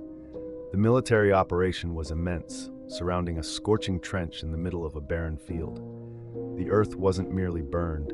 The intense, localized heat had instantly vitrified the ground, turning the soil into dark, smooth glass. Daniel quickly secured fragments of the hull. The alloy was non-ferrous, incredibly lightweight, and possessed a bewildering structural memory, springing back into shape after any attempts to deform it. Jensen, focused on the mission, led the way into the cramped, dark interior of the twisted hull. The air inside was heavy with the smell of metallic dust and something faintly organic. The walls of the ship seemed to be alive, covered in pulsing, bioluminescent veins. The moment they stepped across the threshold, they entered an alien domain, leaving the world they knew behind. Jensen noted from the thermal scan that the deceased entity was in the aft compartment, confirming the priority was to focus on the survivor first. As Jensen swept the main console, a horrific sound, a high-pitched screech, reverberated through the metal casing. A small, multi-limbed creature, later dubbed the Scuttler, sprung from the shadows. It moved with terrifying speed, immediately launching itself onto Mark's back, its sharp, flexible, dark blue tentacles wrapping tightly around his head and face. Daniel screamed his colleague's name. Ignoring his sidearm, he grabbed the most effective weapon he had, the emergency biocidal emitter. It was a portable device designed for rapid sterilization, capable of emitting a blinding white-blue beam of intense UV light. He slammed the trigger. The high-intensity UV beam struck the Scuttler. The creature shrieked, its skin smoking slightly and its tentacles instantly retracted. With a final piercing cry, it recoiled from the light, the one thing it seemed to fear, and disappeared back into the hull's depths. Mark was unconscious, but alive. The priority shifted. They secured the primary entity, Subject X, and the technology. The recovery was complete, but Daniel now knew there was an active, aggressive threat. Back beneath the desert in Area 51, the core team began the grueling work of analyzing the alien anatomy of Subject X. This was not the sterile, detached science of a university. It was a brutal, meticulous invasion of a foreign body. Daniel felt the cold irony. Mark had been violated by the aggression of the Scuttler, and now Daniel was performing a calculated, clinical violation on the deceased specimen, mirroring that terror. Daniel, in charge of documenting the biomechanical structure, watched as the military surgeon made the first incision. Instead of blood, a thick, coppery blue fluid oozed out, a copper-based carrier suggesting an atmosphere and diet vastly different from Earth's. The creature's skin, thin and remarkably durable, seemed to be part of its sensory input. The internal structure was terrifyingly optimized. The skeletal structure was the first major breakthrough. Laser scans revealed bones that were porous and lightweight, yet structurally capable of withstanding G-forces that would be instantly fatal to humans. The muscles were composed of specialized fibers, hinting at immense strength and quickness. They found no traditional respiratory or digestive systems, but instead a complex network of capillary-like vessels and internal sacs. Crucially, the team examined the torso. They found subtle, vestigial ridges running down the spine and rib cage, leading to 4 retractable sensory tubules, not true tentacles, but highly flexible, fine organic filaments. Daniel speculated they were used for environmental probing or short-range physical communication, echoing the lethal grasp of the Scuttler. Every finding was a dead end for conventional biology, forcing the team to reevaluate every assumption. The more they cut, the more Daniel felt Subject X was simply waiting for them to finish, an unsettling sense of presence lingering over the cold table. Daniel, however, remained transfixed by the creature's head. When they carefully opened the immense skull, the neural tissue proved to be incredibly dense and convoluted. The most astonishing discovery lay beneath the black, almond-shaped eyes, a crystalline matrix. Daniel, after adjusting his microscope, concluded that the crystalline matrix was far more than an eye. It was a sensory device designed to perceive the entire electromagnetic spectrum. He realized they weren't just observing light. The entity perceived radio waves, magnetic fields, perhaps even temporal distortions. Thorne summarized his findings to the team. They were dissecting a sentient communications array, confirming the body itself was the propulsion command center. The team's final focus shifted to the subtle, almost invisible technology embedded in the creature's limbs. Tiny microelectronic circuits were directly integrated into the bone structure. Months passed, and the urgency of the project began to wear down the team. Daniel became obsessed, staying up late trying to map the signals of the microcircuits embedded in Subject X's lower leg, which was isolated and propped up on the autopsy table. The physical exhaustion and mental strain were reaching critical mass as he attempted to bridge the final gap between species. On a late December night, Daniel was alone. He connected the leg bone to an isolation power source and activated his laser probe, sending a minimal charge into a crystal-like circuit in the tibia. The circuit began to pulse with a faint, deep hum. As Daniel leaned in to observe the spectral analyzer, the isolation unit spiked wildly. The energy inside the bones surged, and the circuit's hum intensified. Without warning, a thin, brilliant beam of pulsing, emerald green light erupted from the exposed circuit. It was silent, terrifyingly focused, and it swept rapidly across Daniel's chest before instantly shutting down. Daniel felt two sensations simultaneously: a sharp, cold electric shock that felt like being struck by lightning, followed by an intense, blistering, searing pain where the beam touched his skin, a paradoxical freezing burn. He stumbled, falling heavily against a counter, his breath hitched in his throat. The fabric of his jumpsuit was scorched, and beneath it, a bright green stripe marred his skin, raw and livid. Subject X was inert, but the damage was done. The experiment had turned on the primary researcher. The incident shook the project to its core. Colonel Hayes swiftly deemed it an equipment malfunction. The following day, Hayes declared the experiment over, his voice cold and final. He ordered that Project Firebrand be suspended and the remains returned to cryogenic storage. Hayes revoked Thorne's clearance and placed him on indefinite leave, citing that his exposure to the unknown energy signature posed an unacceptable risk. Daniel knew he was being contained, a threat to the secret, not saved. Daniel stood firm, his hand touching the fresh bandage covering the green stripe. He challenged the colonel, stating that the light was not a malfunction, but a directed discharge, a failsafe. Thorne accused Hayes of halting the project not to protect him, but because the colonel realized the light was likely a message and Daniel was now the antenna. Hayes remained unmoved, giving his final order. Thorne's interpretation was irrelevant, and he was to report immediately for debriefing and containment. The secret was locked away, and Daniel was now the primary security breach. Confined to an isolated room, Daniel suffered constant, pounding headaches. He closed his eyes, and the pain transformed into a rhythmic thump, thump, thump, a frequency he didn't hear with his ears, but perceived inside his mind. Then came the images, distant, pale suns, and an overwhelming sense of cosmic displacement. The green stripe on his chest began to itch, a constant, irritating reminder. Daniel Thorne knew the truth. The entity was inert, but the experiment was not over. The light had passed through him, and now he was a wounded, unwilling, and potentially broadcasting part of Project Firebrand. He was the ultimate horrifying secret of Area 51. That is the story of Daniel Thorne, the man who dared to look into the universe's secret only to be consumed by it. We are left to wonder, was that emerald green beam merely a random electrical discharge? Or was it a deliberate action, Subject X's final defense, turning the interrogator into an unwilling host? What is certain is that Daniel became a part of the very thing he sought to decode. He is not just imprisoned within Area 51, but trapped inside his own body, constantly broadcasting strange frequencies from that green scar. What do you believe? What conspiracy theory resonates most with you? Is Daniel Thorne still out there, unwittingly sending out the universe's secrets? Let us know your thoughts in the comments section below. Don't forget to like and share if you are also obsessed with the world's greatest mysteries. Subscribe to Alien X Base for more stories on Project Firebrand and other classified files.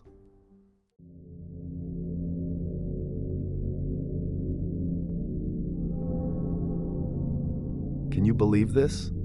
A massive animal weighing over a ton is found dead, but at the scene, there isn't a single drop of blood left. It didn't just bleed out. 100% of the blood in its body was completely drained. Welcome to one of the greatest mysteries of modern history, cattle mutilation. This isn't science fiction. It started back in the 1970s, and believe me, it's coming back stronger than ever in 2024. So who's behind it? Aliens, the US, government, or some kind of dark spiritual force? Let's try to find the answer. A wolf or a mountain lion leaves a mess. They tear flesh, they drag the body, and they leave blood splattered across the grass. But in these cases, the scene is sterile. It is a surgical theater in the middle of a muddy pasture. The most baffling and consistent characteristic, the signature of these killings, is the blood. We are talking about full-grown bulls and cows, animals containing gallons of fluid, found completely exsanguinated. There is no pool of blood on the ground. There are no tracks leading away. In many necropsy reports, pathologists have noted that there isn't even a single blood cell left in the capillaries. To achieve this level of extraction requires industrial-grade pumps and time, equipment that simply shouldn't exist in the dark silence of a farm field. Then there are the injuries themselves, which are grotesque yet clinically precise. The attackers always target specific soft tissues. The eyes are cored out of their sockets, the ears are removed, and the tongue is sliced off deep from the throat, often pulled out through an incision in the neck that shouldn't be physically possible. Frequently, the reproductive organs are excised with clean, circular cuts. These aren't rips caused by teeth. They are smooth, microscopic incisions. Under lab analysis, the tissue often shows signs of high-heat cauterization, suggesting the use of a laser-like instrument that cuts and seals the wound simultaneously to prevent bleeding. In some of the most disturbing cases, investigators have found perfect holes drilled into the animal's jaw, extending deep into the brain case, through which the entire brain and eyeballs appear to have been suctioned out.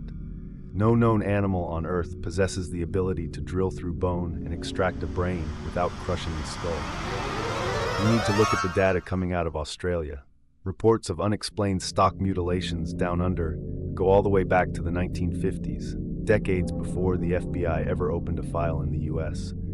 This shatters the idea that this is a modern copycat phenomenon. In Australia, the victims weren't just cattle. Sheep were, and still are, primary targets. The modus operandi is identical: the surgical removal of the jaw, the missing tongue, the lack of blood. The fact that this was happening in the 1950s on a completely different continent tells us that whatever intelligence is behind this has been operating globally for nearly a century. Furthermore, if we shift our gaze to South America, the numbers are staggering and, frankly, criminally underreported by the Western press. Since the year 2000, there have been estimates of anywhere between 2,500 to 3,000 confirmed cases of animal mutilation across the continent. Argentina, Brazil, and Chile have been absolute hotspots for this activity. 3,000 cases. Let that number sink in. That is not a series of isolated pranks. That is a systematic operation. In these South American cases, the details remain hauntingly consistent with what we see in Oregon and Utah. The animals are stripped of their senses, eyes, ears, tongue, and drained of fluid. The sheer volume of cases in South America suggests that this isn't just a random sampling. It looks like a harvest. The fact that the mainstream news rarely covers the international scope of this issue makes you wonder if there's a deliberate attempt to keep the public thinking this is just a quirky American ghost story, rather than a worldwide intrusion. When you combine the Australian historical data regarding sheep with the massive volume of South American cattle cases, the American-centric theory falls apart, leaving us with something much more vast and frightening. It implies that the entire planet is being used as a biological laboratory by an entity that views borders as irrelevant. Despite this global history, we cannot ignore the massive spike that has just occurred in the United States. Fast forward to late 2024. The silence has been broken. On December 28, 2024, reports began flooding in, specifically from the state of Oregon. We are seeing a resurgence that rivals the panic of the 1970s. Local authorities in Oregon, specifically in places like Grant County, are overwhelmed. We aren't talking about one or two cows. We are talking about hundreds of calls to police stations from different farms and ranches over the last few months. The timing is suspicious, and the intensity is escalating. One recent case involved a bull that was killed and mutilated with classic mutilation hallmarks. The owner described a scene that defied logic: a prize bull, dead, hollowed out, with no tracks leading to or from the body. What makes the 2024 wave different from the 1970s is our observational technology. Back then, it was just word of mouth. Now, we are starting to see a correlation that can no longer be dismissed: the direct presence of UFOs. Over the past 3 months, coinciding exactly with this spike in cattle deaths, there have been hundreds of sightings of unidentified flying objects over these specific farming regions. These aren't your typical silver saucers. The descriptions are consistent: bright orange orbs, sometimes black objects that glow with an orange halo, hovering silently over the livestock. One rancher provided a testimony that gives us a chilling glimpse into the high-tech nature of these encounters. He described seeing a bright orange light, about the size of a beach ball, floating just above the ground near his herd. This wasn't a drone. It made absolutely no sound. No humming, no engine noise, just dead silence. As he watched, this orb split into two separate objects of the same size. It defies the laws of physics. Conservation of mass doesn't work that way, yet he watched it happen. One of the orbs then shot off toward the north, accelerating from 0 to thousands of miles per hour in a split second, vanishing instantly. Minutes later, he checked his herd and found his steer mutilated. When you combine the eyewitness accounts of these silent, splitting orbs with the surgical precision found on the animals, the conclusion becomes very difficult to avoid. This technology is not from a local coyote pack, and it certainly doesn't look like standard human aircraft. This brings us to the inevitable question: who is doing this? The theories generally fall into three camps. The first, and the one that seems to fit the physical evidence best, is the extraterrestrial hypothesis. The correlation between the orange orbs and the dead cattle is too strong to ignore. The theory posits that these beings are conducting biological monitoring. Why the soft tissues? Why the eyes and tongues? Scientists speculate that these are the areas where genetic material and environmental toxins are most concentrated. If you were an alien species monitoring the health of this planet, cows are the perfect biological bellwether. They are everywhere. They eat the grass. They are part of the human food supply. The complete draining of blood could be for the manufacturing of a nutrient or fuel we don't understand. The technology displayed, including silent propulsion, laser cutters, and the ability to lift 2-ton animals without tracks, points to a capability far beyond current human science. However, we cannot rule out the second theory, the government or military-industrial complex. This theory suggests we are being deceived by our own leaders. Proponents argue that the aliens are a cover story to mask illegal testing of biological weapons. Could these mutilations be a way of tracking prions like mad cow disease or testing new nerve agents?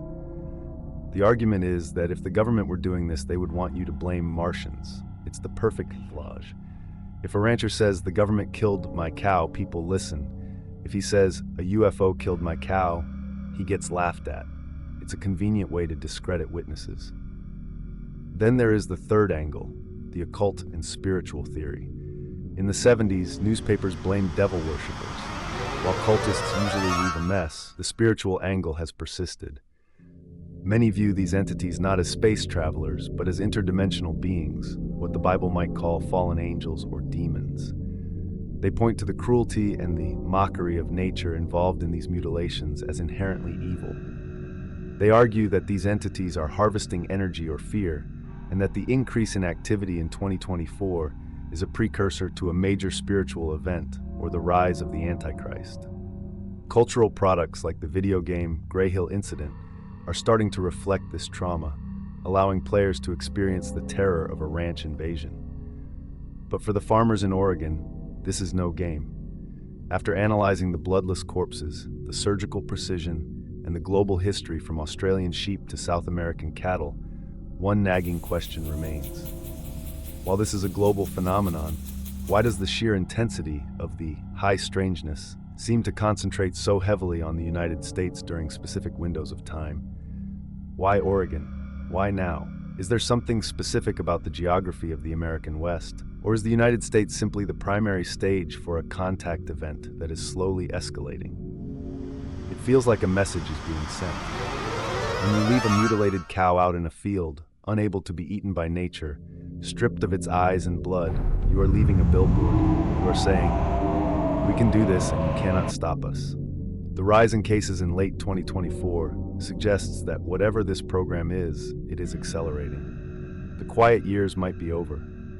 As we move further into this decade, we might be approaching a disclosure event not by government admission, but by the undeniable volume of evidence piling up in our pastures. So what do you think? Are the 3,000 cases in South America proof of an alien harvest? Is the Australian history proof of a century-long experiment? Or is this a government psychological operation? The evidence is there for anyone brave enough to look. If you live in these rural areas, keep your eyes on the sky. And if you see those orange lights, lock your doors. Because whatever is out there, it's hungry, it's precise, and it is not asking for permission. If you enjoyed this deep dive into the dark corners of our reality and want to stay updated on the weirdest phenomena happening around the globe, from the paranormal to the unexplained, make sure to hit that subscribe button and ring the notification bell. Drop a like if you want to see more investigations like this. Until next time, keep asking questions, stay safe, and watch the skies.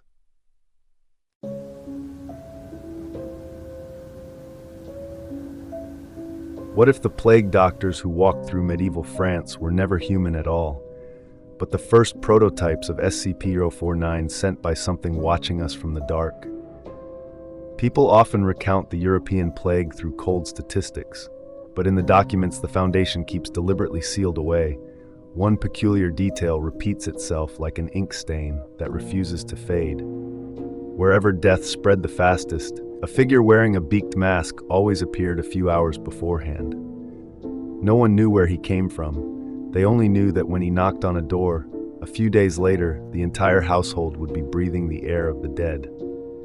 Ancient records describe him in the trembling language of those who witnessed something indescribable.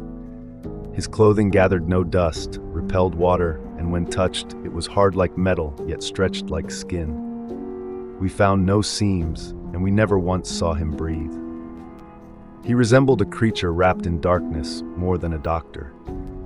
Some witnesses even swore that he walked without touching the ground, as if his legs were nothing more than a borrowed imitation of a form that did not truly belong to humanity.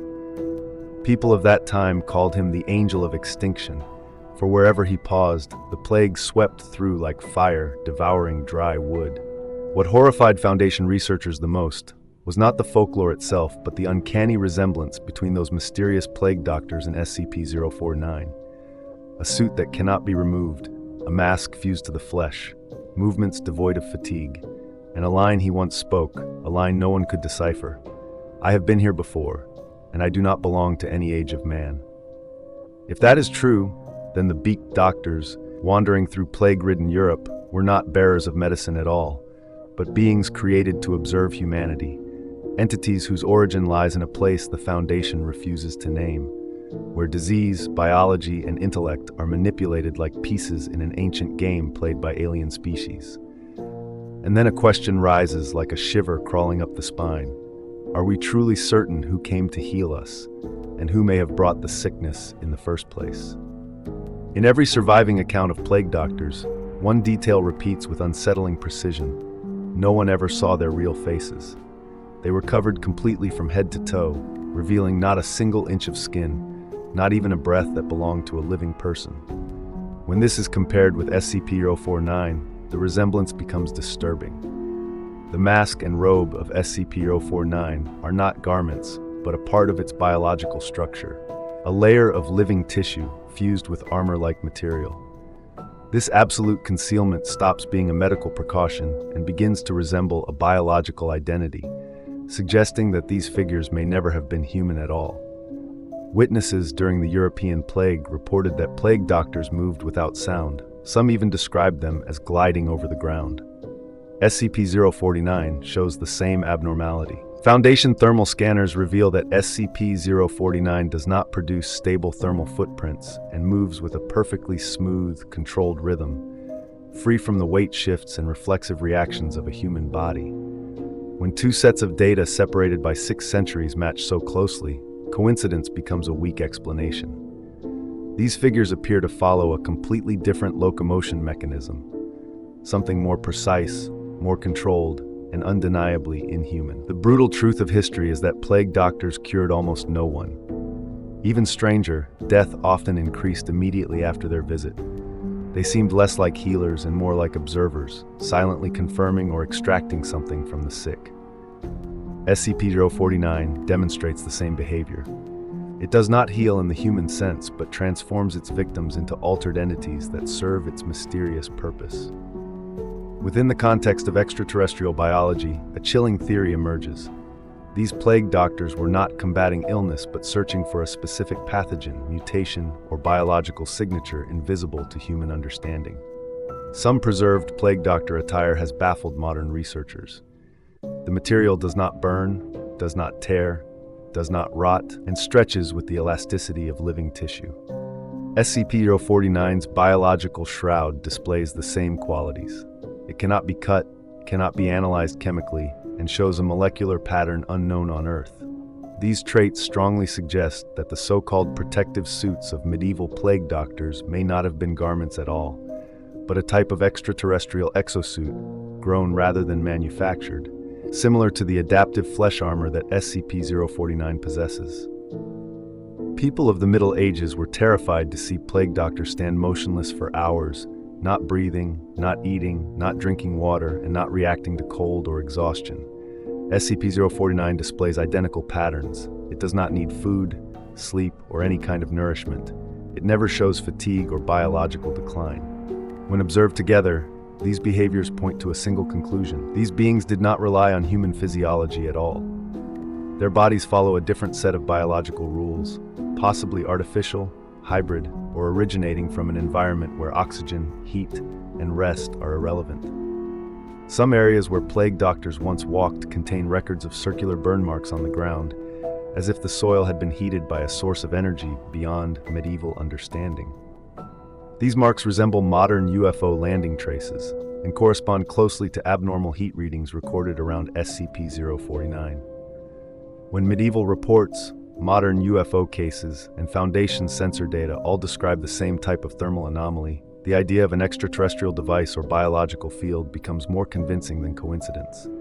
Historians have long noted the strange timing of these figures. They appeared exactly when the plague reached its peak and vanished just as the outbreak faded. In some cases, they were seen before the disease even entered a region, as if they could sense it. SCP-049 has claimed that it has visited this world many times before and speaks with a familiarity that suggests a long history with human pandemics. If these beings belonged to a species that monitored the evolution of terrestrial illnesses, their timing would make perfect sense. They were following biological cycles, not human events. When all the signs are woven together, a disturbing pattern emerges. Clothing not made by humans, physiology incompatible with human needs, movements that defy gravity, timing that aligns with disease waves, and behaviors focused on biological modification rather than healing. These connections make the theory almost unavoidable. The mysterious plague doctors in medieval France were likely not human physicians, but early manifestations of SCP-049, or members of the same extraterrestrial species sent to collect, analyze, and manipulate pathogens according to an unknown interstellar purpose. The most unsettling implication is not that they were here, but that they may never have left, and SCP-049 might be only one of many that still remain.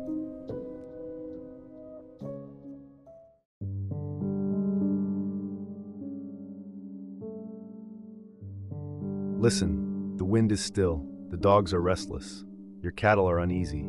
If you don't check now, it might be too late. On a cold, silent morning, a rancher found one of his cows lying alone in the back field. At first glance, it seemed routine, but the absence of tracks, disturbed soil, or nervous herd told another story. The air was heavy, the silence hollow, and a faint metallic smell lingered. At a glance, the cow appears mostly intact. No huge chunks are missing, no shredded flesh, no signs of a predator. But the head tells a different story. The jawline stripped of flesh in a neat, curved band, one eye socket perfectly empty, the ear gone as if removed with a single, precise motion. The openings are smooth, almost polished. He searches for blood. A cow carries gallons of it. Predators kill messily. Bullets or gut wounds leave puddles. Here there is none. No stains, no seepage, the hide dry, the exposed tissue strangely bloodless, emptied rather than opened. A veterinarian arrives. He has seen coyotes tear livestock, diseased waste animals, and bodies left in the sun. This is different. The cuts are smooth, the work of an instrument or an intelligence beyond human skill. Certain organs are gone, removed rather than torn. Capillaries look drained. Fractures in the legs and ribs suggest impact injuries, not simple collapse. And yet, the ground is flat. No sign of struggle, no evidence that anything could have moved the animal. If it was moved, how? A cow doesn't float, it doesn't teleport. And still, the body, the wounds, the empty space whisper the same impossible suggestion. It was taken, worked on, and returned, altered by some unseen hand. Word spreads quickly in the rural community. Another dead cow might have been ignored, but this one is different. The sheriff's department sends a deputy, the vet files his report, and soon an independent investigator arrives, someone who has spent years chasing patterns most would rather ignore. He has seen this scene before: bloodless carcasses, surgical cuts, empty ground. He isn't here to dismiss it. The three men walk the field. The deputy searches for human evidence: cigarette butts, footprints, tire tracks. He finds nothing. The vet looks for natural causes: disease, injury, and predators. The body yields no answers. The investigator searches for repetition, signature, the invisible fingerprints of an intelligence that leaves no trace. He asks questions that make the others uneasy: strange lights in the sky, humming noises at night, animals acting strangely. Stories emerge. The rancher admits the dogs were restless the night before, pacing and whining for no reason. A neighbor says she awoke at 2 a.m. to a soft white glow in her bedroom. Pulling back the curtain, she saw a round, silent light hovering over the fields. After a minute, it dimmed and vanished. Predators leave ragged wounds and tracks, not surgical precision or total bloodlessness. Humans, even the most careful, leave evidence: footprints, tire marks, but none exist here. This case matches others in different counties, states, and years. To blame humans requires believing in a secret operation with perfect stealth, advanced tools, and no explainable motive. Natural explanations fail. Fractures suggest a fall. Blood is completely absent, even when soil is tested. Certain organs are consistently missing and cuts are precise. Ranchers swear the animals were healthy hours before. Each normal explanation covers only one detail and collapses against the others. As night falls, the three men sense the same invisible wall. Something happened here that defies conventional reasoning. No tracks, no blood, only fleeting lights and eerie stillness. An intelligence acting with precision and disappearing without a trace. The investigator notes anomalies: flattened grass, disturbed soil, and quiet that feels alive. The event seems sudden, surgical, and observed from afar. The pattern repeats across time and distance, consistent and deliberate. It points not to nature, not to humans, but to something else entirely, something precise, deliberate, untraceable. By the night's end, reports are filed, notes added, but the mystery remains. The signature of the act, the precision, the lack of evidence, the recurring pattern, resists explanation. Only one conclusion seems to fit. An intelligence moves silently, strikes surgically, and vanishes, leaving the impossible for the world to puzzle over. At some point, usually when the recorder is off or the camera isn't rolling, someone finally says what nobody wants to admit. What if the animal wasn't killed here at all? What if it was taken? The idea feels absurd, especially in daylight, in front of adults with jobs and reputations. Yet the facts line up: broken bones like a fall, a bloodless body, surgical cuts, untouched ground. It makes the most physical sense, even if the least emotional sense. In the deep hours of the night, a silent light descends over the field. The cow is lifted, not dragged into the air. No marks, no struggle, no tracks. It is brought inside something, call it a craft, a machine, a lab, that doesn't care about our words for it. Inside, there is no ritual, no candles, no chants. There is a procedure: bright, harsh light, smooth, cold surfaces, instruments that cut tissue without tearing, remove organs without splashing, and extract blood completely. The animal is not a victim in a horror story.